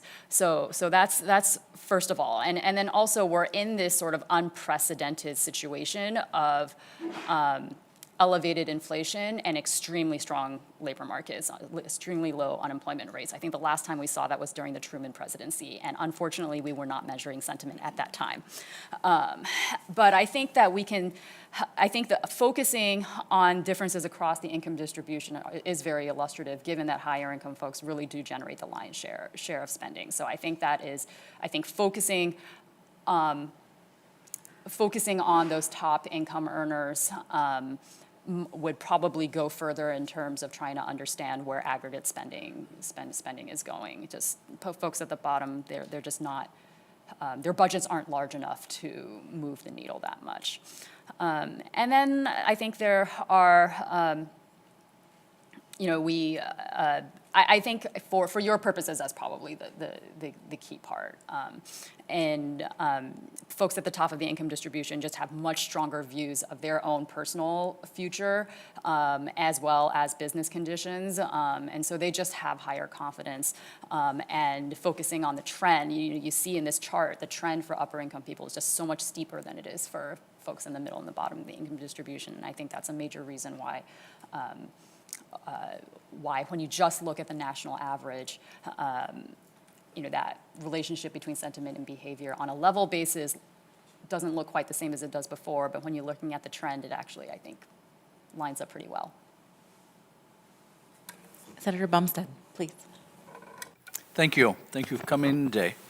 When you talk about consumer spending, do you dig down on how much of that spending is adding to the consumer's debt at all? We don't have data on that. So we do know in data using credit reports coming out of the New York Fed, we're seeing debt balances go up quite a bit. I mean, it looks like the balances are not going up so high that it's unmanageable. We're seeing some elevation in delinquencies, but not really enough for there to be systemic risk. So yes, some of this robust consumer spending is definitely financed by debt, and that with the higher interest rates that we have right now, I mean that is another thing that's adding to the burden of some families, and particularly lower income consumers that have by now spent most of the support income that they were receiving during the pandemic. Actually, I had a similar question, and just to build on that, I mean, are you seeing, I would assume that, individuals at different areas of the income spectrum have different levels of debt on a proportional basis. I mean, are you seeing the same amount? You're mentioning a lot of the higher income, higher wage earners are going to be driving a lot of the consumption patterns, and so that's a place to focus on sentiment. But are you seeing them carrying as much debt as individuals on the lower income spectrum to keep that kind of pandemic era level of spending going? I am not. I think the credit data that I monitor is not really stratified that well strictly by income. But what we know from previous research is that just less of discretionary spending is debt financed for folks at the top of the income distribution. They are carrying lots of debt, but it's more in terms of mortgages. Because the dollar value of their mortgages is larger than the dollar value of mortgages held by lower income people.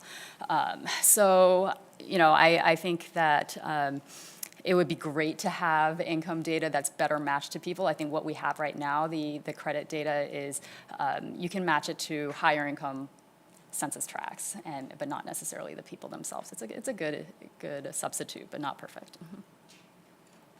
Any final questions for Dr. Hsu? Okay, seeing none, thank you so much for joining us, as Director Flood mentioned, on an incredibly busy day, a very informative presentation, so thank you so much. All right, we will move on to the House, Senate, and Administration Economic Outlooks and Revenue Estimates. If staff would join us here at the table to provide their presentation. Joining us, we have Eric Busses from the Department of Treasury. We have Ben Gichak from the House Fiscal Agency and David Zinn from the Senate Fiscal Agency. So whenever you are ready, please proceed.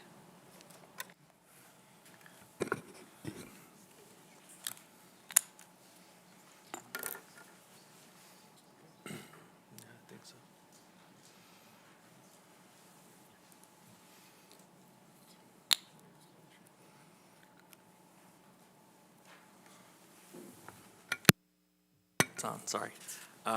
Good morning. Thanks for the opportunity to be here. It's always a pleasure.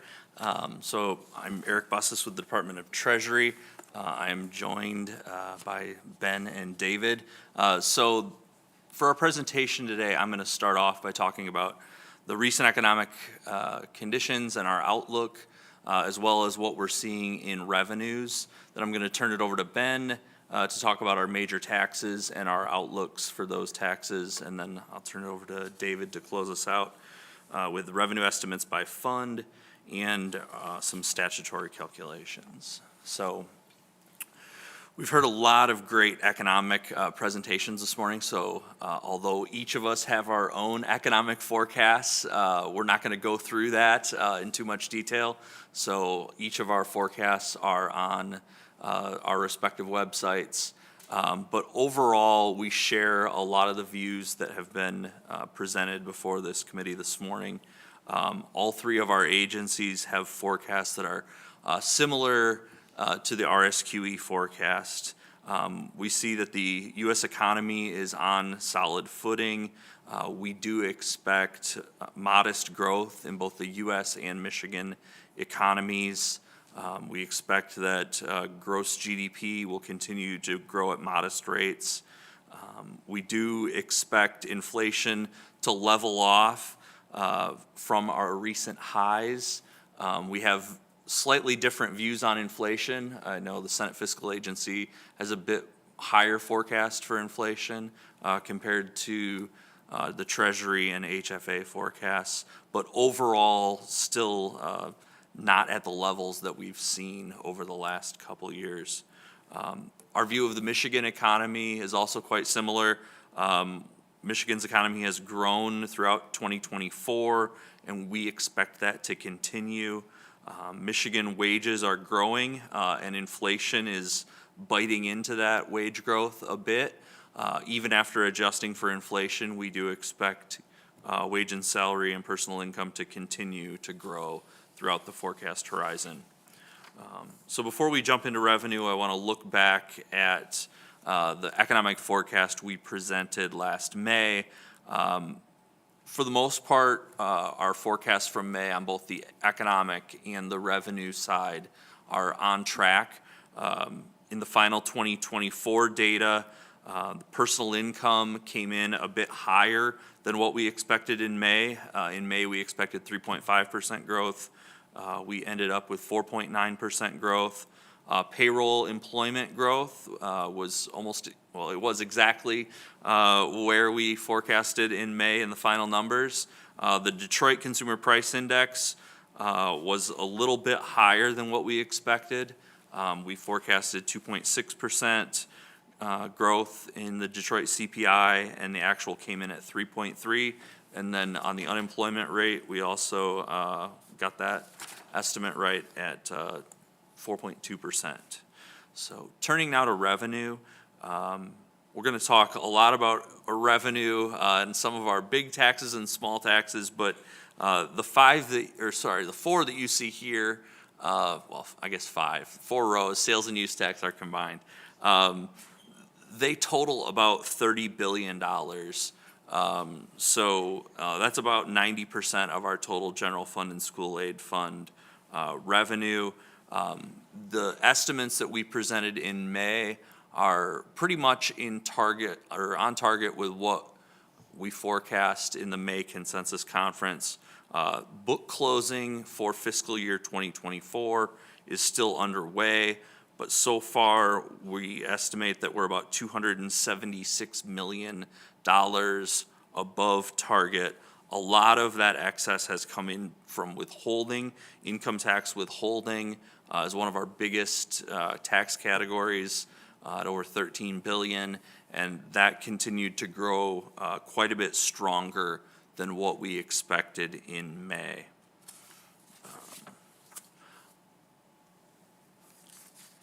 So we're going to start with the income tax withholding. The next two slides illustrate our largest taxes.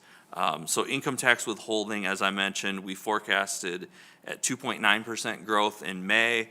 The preliminary growth rate was 4.8%. That's coming off a year in 2022 when we saw very strong growth of 8%. So we're definitely slowing with the economic numbers that we're seeing, although fiscal year 2024 was much stronger than what we expected. And a lot of that growth, as Gabe mentioned earlier, the second half of calendar year 2024 saw very good economic news on the labor markets in Michigan, and we saw that in withholding.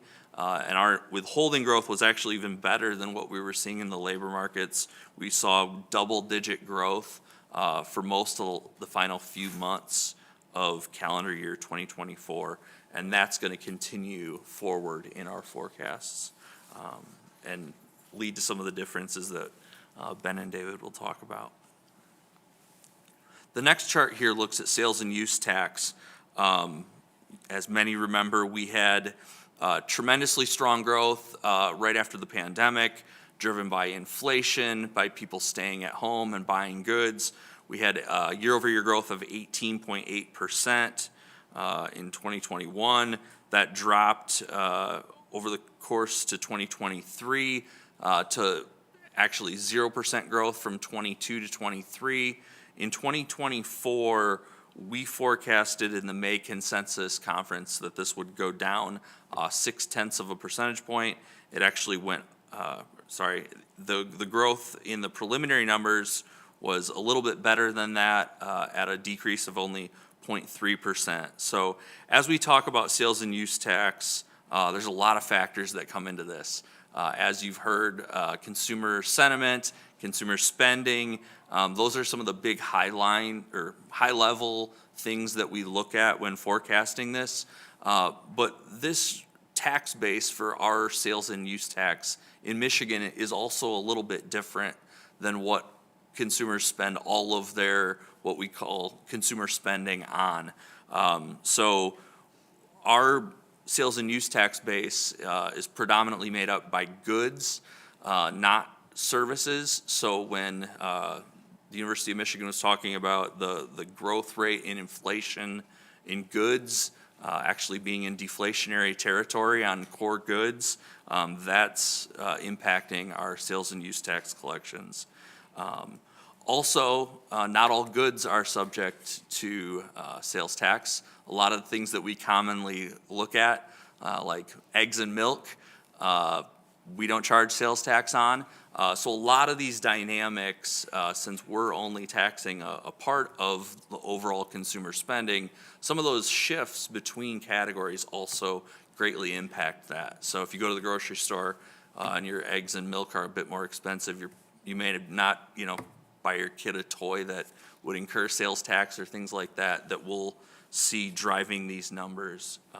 So that's part of the explanation for why this has been so weak over the last 2 years.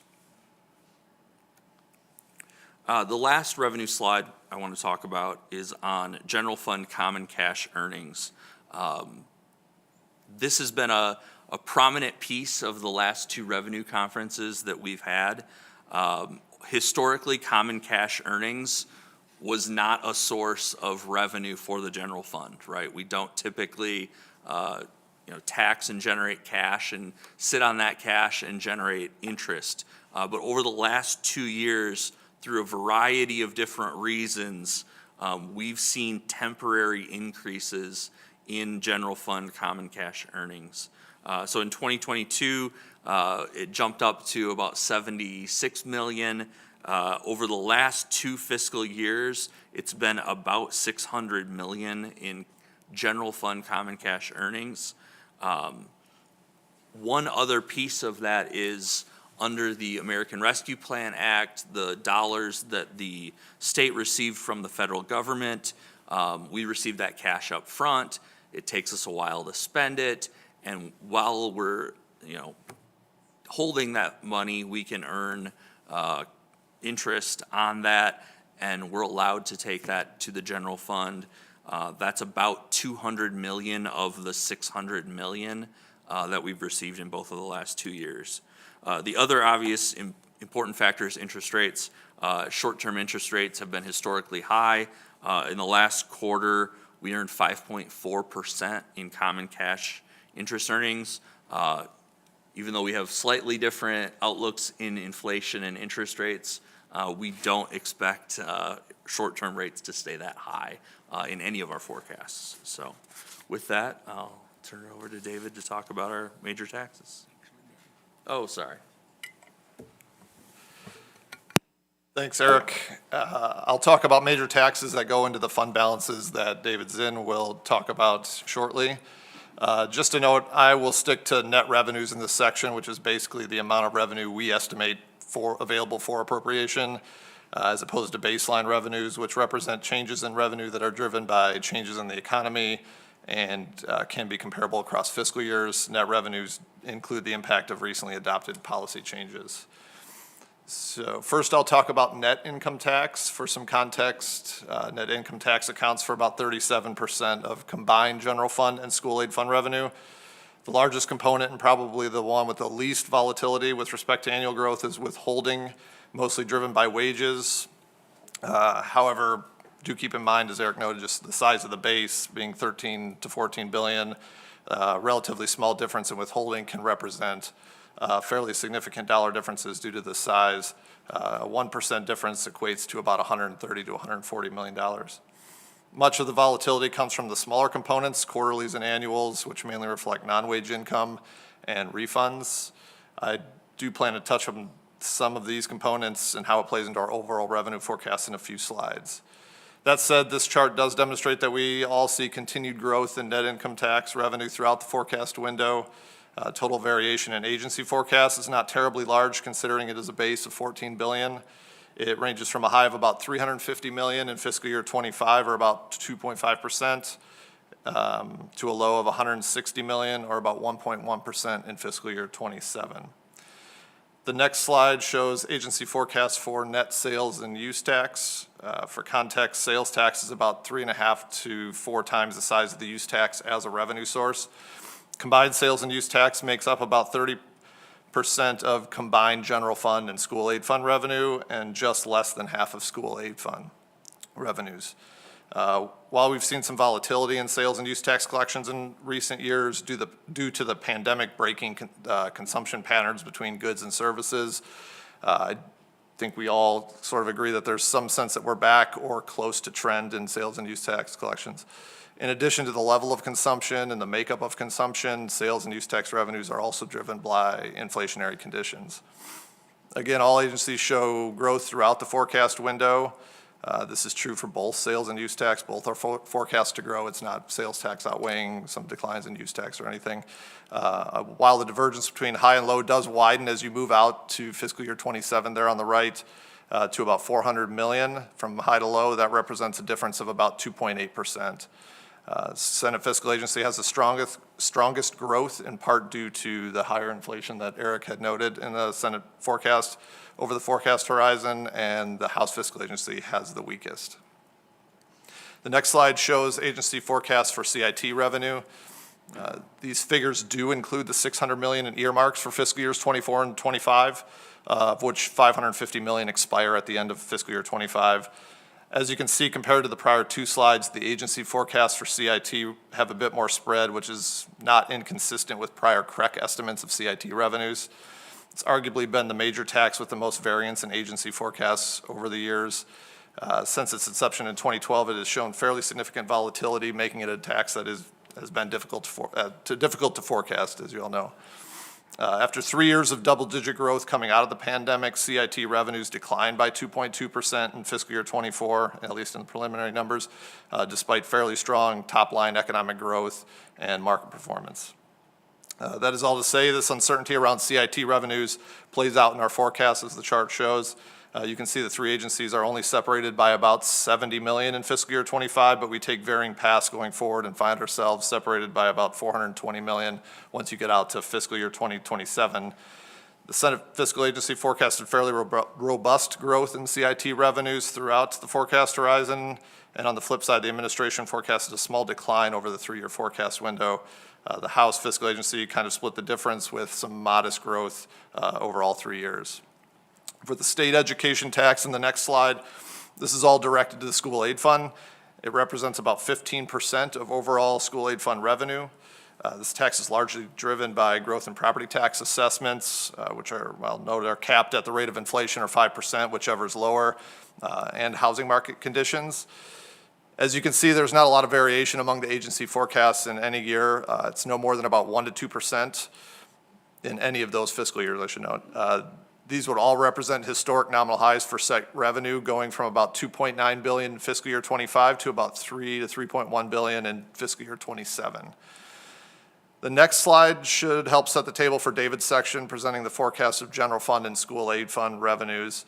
The upshot of this slide is sort of twofold. First, represented in the top slide there, with 3 of our largest revenue sources, IIT withholding, sales tax, and use tax. The agency forecast had a spread of about 263 million on a base of 27 plus billion, which only represents a difference of less than 1%. But conversely, the bottom table, not slide, highlights some revenue sources that, when taken collectively, were significant drivers of our revenue forecast differences that David will discuss.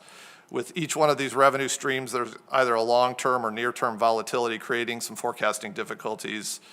For example, Eric spoke about the recent spike in common cash interest earnings and our difficulty forecasting both the pace with which existing appropriations are spent and interest rates, which is more of a near-term issue and likely short-lived.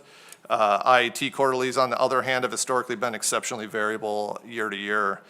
Taken together, the larger forecast differences on these relatively smaller streams collectively add up to represent much of the gap in our agency forecasts. With that, I'll turn to David Zinn for the forecast of general fund and school aid fund revenues. Thank you, Ben. In terms of the general fund, our net revenue estimates, with the exception of the administration in FY25, have growth in all of the years. We have a spread that, not surprisingly, increases. It starts at about 650 million in FY25, increases to about 860 million by FY27. And while that spread represents a large dollar amount in absolute terms, relatively, it's about a 5% variation in terms of stuff. So if we were statisticians, we'd still be in that 95% confidence interval sort of thing. We all have a bump in revenue in FY26, which represents the expiration of the CIT earmarks that Ben mentioned. So we all have the general fund getting an extra $550 million beginning in FY26 because of those earmarks. In terms of nominal dollars, the FY25 forecast that we all have would be less than what we received in FY22, which was our all-time record. However, both the House and Senate forecasts would have us reach a new GF record in FY26, and all 3 of us would have new records in FY27. In the spirit of economists always saying, on the other hand, given that there's been a lot of discussion about inflation, if you were to adjust these numbers for inflation, they are all below what we had from roughly 1971 to 2008, but are above the numbers that we had from 2009 to 2021. In terms of the school aid fund, we all expect growth in all fiscal years, and all of these would represent new nominal highs in terms of school aid fund revenue. The spread is fairly narrow, from $80 million in FY26 to $110 million in FY27. The differences are less than what we saw with general fund because most of those volatile taxes that Ben talked to you about as representing our differences go to the general fund. And the ones that were on the top table Ben mentioned have significant components that go to the school aid fund. Not only are these estimates close in absolute terms, they're close on a percentage basis. It's about a 0.5% spread. So we don't quite have the exact numbers, but they're pretty close. In terms of adjusting for inflation, the forecast would be near the levels roughly where we were at after Proposal A was adopted, but they are better than some of the recent years where we had some in terms of the last decade. In terms of this table, it's a lot of numbers, but it's basically the numbers you just saw in graphical form before in case you want to do the math yourself and see if we got the slides right. But you can see for the numbers that Ben was showing you, the bottom there, in FY26, the administration has a change from the consensus in May of about $563 million, whereas the Senate fiscal is at the other end at about $1.5 billion. The Budget Stabilization Fund is mandated to have pay-ins and payouts under certain conditions. If inflation-adjusted personal income less transfers grows more than 2%, we're supposed to pay in money. If it declines, we're supposed to take money out. Regardless of what the formula says, those transfers have to be appropriated. However, none of the agencies forecast that there would be any pay-ins or payouts under the formula. Section 26 of Article 9 of the Michigan Constitution limits the amount of revenue that the state can collect, both from taxes as well as fees and other sorts of revenue sources, to 9.49% of essentially a lagged personal income measure. In years where revenue doesn't grow as fast as inflation, basically doesn't grow as fast as income. Let me back up. In years where revenue doesn't grow as fast as income, thank you, that you will see the gap between the revenue limit and actual revenues increase. If you take the average of our forecasts, you can see that we expect the gap to increase over the course of the forecast from $10.3 billion in both FY23 and our estimate for what will happen in FY24 to $15.5 billion in FY27. In terms of forecast risks, these mirror much of what you heard from RSQE, and both Dr. Hsu and Gabe and Daniil talked quite a bit about the consumer opinions of tariffs and the uncertainty in terms of the likelihood. We have the same sort of issues. The only additional add-on is exactly the detail of what goes on with the Tax Cut and Job Act provisions being carried forward, how they are carried forward, which ones specifically go forward, will potentially have revenue impacts. We've kind of made a similar sets of assumptions to what RSQE made, but obviously it's a risk if that's not what happens. And a second risk that hasn't been mentioned before is the revenue accrual process. There continue to be issues that get raised about how we need to attract revenues. Some of them potentially could have major impacts, and so that's an issue not so much to our economics, but to how the numbers that you have available to send to budget and spend. And last, we've mentioned this several times, transformational brownfields. This is a way that we provide dollars for economic development, but unlike tax credits, which would be included in our estimates, these are tax captures that relate to a process where, depending on the activity that occurs, they submit information to the state and we find out about it, and the total for the awards that have been committed in one way or another is nearly $1.8 billion. Admittedly, the likely impact for these extends beyond our forecast horizon, particularly any of the major impacts. There are some limitations that were enacted in recent years to kind of shield the one-year hit that might occur in some cases, but they are a risk in the sense that they will be numbers that impact what's available for the state to spend, but don't show up necessarily in our consensus estimates. And with that, I think we're open for questions. Any questions for staff? Can I just hit on what David just said? Please. So on your transformational brownfields, what taxes are we talking about? And do we have any kind of, is it more sales tax or more income tax or whatever? Early on, it's mostly sales, and later on, it's mostly withholding. And it has a life of, 30 years? okay.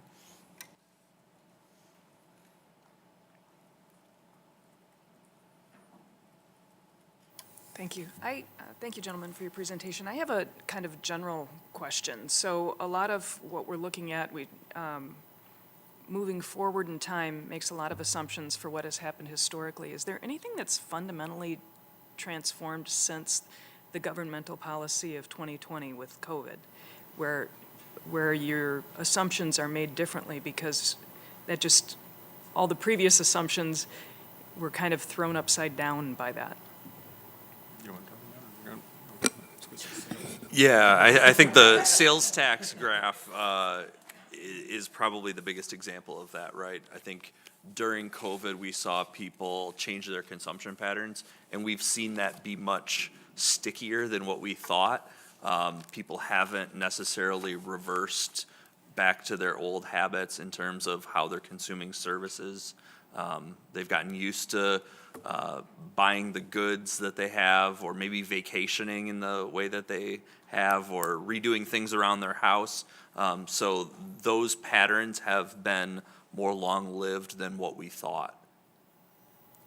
And if I could just elaborate and also perhaps brag on you guys a little bit. I think, during the pandemic, when we were having these conversations about consumer behavior, given the unique circumstances, we had a lot of conversations around, when do we change? Like, when does it get back to either the old normal, a new normal?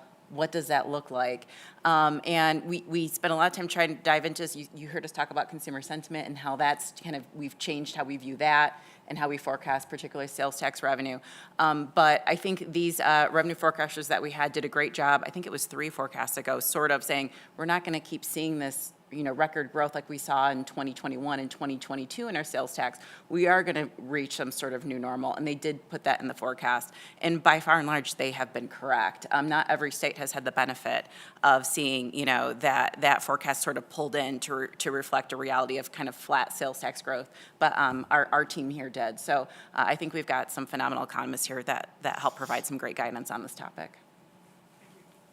I think just to elaborate on that, this chart shows the percent change.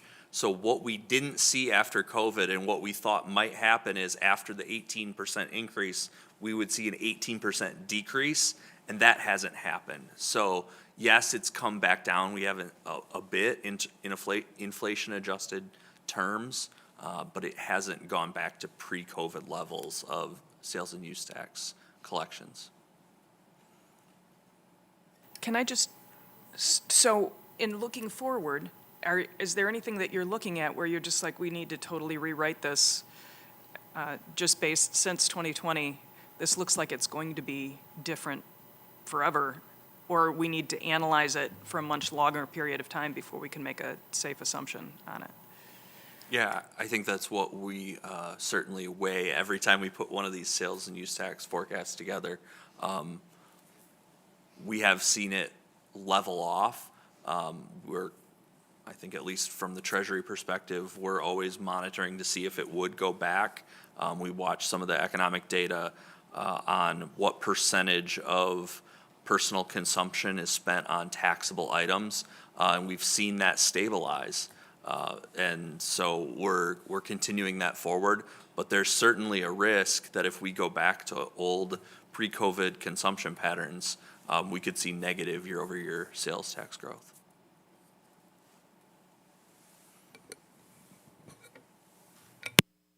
Okay, I don't see any additional questions. Thank you so much for the presentation, and as always, your hard work leading into this. I know this handful of slides, there's a lot of conversation and analysis that goes behind them, so thank you so much.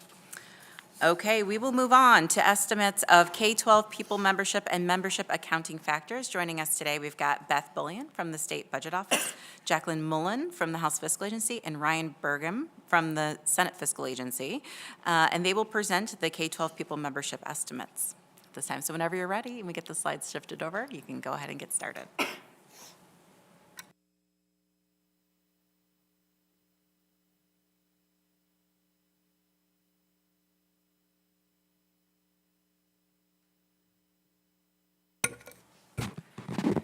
Good morning. It's a pleasure to be here with you today. I am Beth Bullion in the State Budget Office, and to my left is Ryan Bergen with Senate Fiscal, and to my right is Jacqueline Mullen with the House Fiscal Agency. So we are here today to present our revised pupil membership estimates for the current fiscal year as well as for the out year, the upcoming budget year, as well as the following planning year. These proposed estimates, if approved by you all, will be the basis for the 2026 executive budget for school aid recommendation that's presented next month in February. So you should have a one-page handout in your packet, just front and back, also on screen. But since we met last May to present our estimates last year, we've received an additional piece of data, which is significant. It's the fall enrollment data that was the student count that was taken last fall. So just as a reminder, the FY25, or the current school year, the 24-25 school year, is comprised of 10% of the previous February, so February 24 count, and 90% of the last fall count. So it is a membership blend based on those two counts. So in summary, for fiscal year 2024-25, with these latest counts, we are actually not seeing any surprises. We are really, what I would say, very, very on target. I've done this a number of years on this budget, and I can say that this is probably the closest that we've ever, probably ever come. So we are proposing a downward adjustment of only 700 pupils from our previous estimate last May. That would be 2,200 down in local districts, being offset by an upward adjustment of about 1,500 in public school academies. This brings our total projection for the 2024-25 fiscal year to 1,230,300 in local districts and 154,000 pupils in public school academies, for a total membership blend of 1,384,300. This is a drop of 6,558 pupils from the previous 2023-24 school year. Again, just for the record, so again, I just have to state this is probably the closest I've ever seen us come in to on target. For the record, that equates, a difference of 700 pupils equates to about 0.5%. As you all know. Again, so moving into the next fiscal year, so for fiscal year 2025-26, there is a similar and corresponding story. So we're projecting a decline of about 7,200 pupils to a total of 1,377,100. 1,221,300 in local districts, and then a small growth in public school academies, bringing that to 155,800. And then into the out planning year, 2026-27, we're projecting a similar drop of about 8,000 pupils from 2025-26. Bringing the total to 1,369,100. In addition to looking at recent trends, however, we do look at birth rate trends, and so those are continuing to decline. So we're graduating classes that are much larger and replacing those classes with much smaller kindergarten classes. So we do anticipate continuing to see this downward trend. So those conclude our pupil estimates. Down at the bottom of the page, there is a non-public school dual enrollment line. This is housed in the MyLeap budget now. It came over from Treasury. housed in MyLeap, administered by MyLeap. We would recommend continuing that appropriation. It is general fund dollars at $3.5 million. And then just moving on to the backside of your handout are the pupil adjustment factors for 2025-26. The factor is 1.0052. And then for the following year, for 2026-27, that figure is 1.0058. With that, we're happy to take any questions.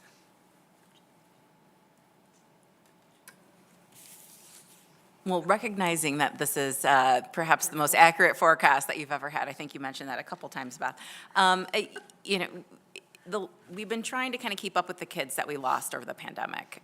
You know, we couldn't figure out where they were enrolled. Are they enrolled? Are they homeschooling? What is the factor? Do you think at this point most of the kids are back, or they're at least accounted for in some fashion that's reflected here in these pupil counts? Yeah, I think that's a great question, and I think after COVID, you know, we did lose a number of students during COVID, and then I think our decreases would actually have been more than what we've seen. I think they've been mitigated a little bit by some of those students coming back into the system. If you truly just look at the birth rate trend, we would be losing, you know, upwards of probably, I mean, the difference in our incoming and outgoing classes are like 20,000 students. So when you look at decreases of 5, 6, 7,000, we do think that you know, we are seeing some of those come back. However, we are, you know, about 5 years beyond that. So we think we have a new kind of baseline trend line. But thank you. Okay, lots of new baselines today. Okay, post-pandemic. All right, thank you. Seeing no additional questions, we appreciate the presentation. Thank you. Very much. Okay. I'll reluctantly, you know, propose to adopt these. Oh, all right. I see, we have a motion to adopt the pupil counts as presented. Do we have support? A reluctant motion, I will note. Do we have a support? Sure. Thank you so much. All those in favor signify by saying aye. Aye. Any opposed? Pupil counts have been adopted. Thank you. Okay, at this time, we will take a brief recess for a conference amongst the principals about the revenue estimates, and then we will reconvene shortly to discuss whether or not we reach consensus. Thank you.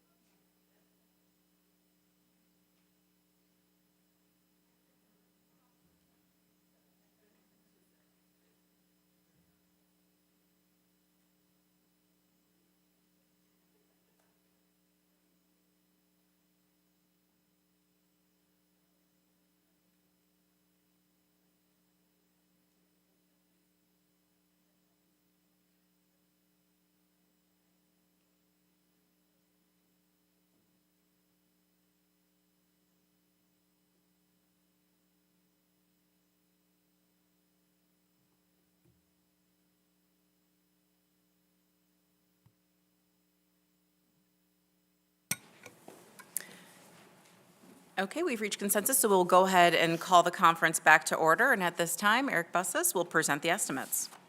All right, the estimates are shown on the screen as well as on the Treasury and SFA and HFA websites. The first table here summarizes our our agreement on consensus for the economic variables.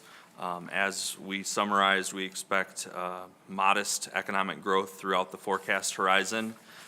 Table 2 is the bottom line on revenue numbers that everybody is interested in. We're forecasting a 1.8% increase in fiscal year 2025. That's an increase in the general fund from May of $457.7 million, and an increase in the school aid fund revenue from last May of $312 million, for a total revision of $770 million. In fiscal year 26, we're forecasting combined growth of 3.6%. That's a revision from May of $591.2 million on the general fund side, and $319 million on the school aid fund side, for a total revision of $910.2. In fiscal year 2027, this is the first revenue conference where we've established 27 estimates. We're forecasting 2.1% growth combined. General fund is a little bit slower at 1.7% growth, and school aid fund is a little bit higher at 2.5%.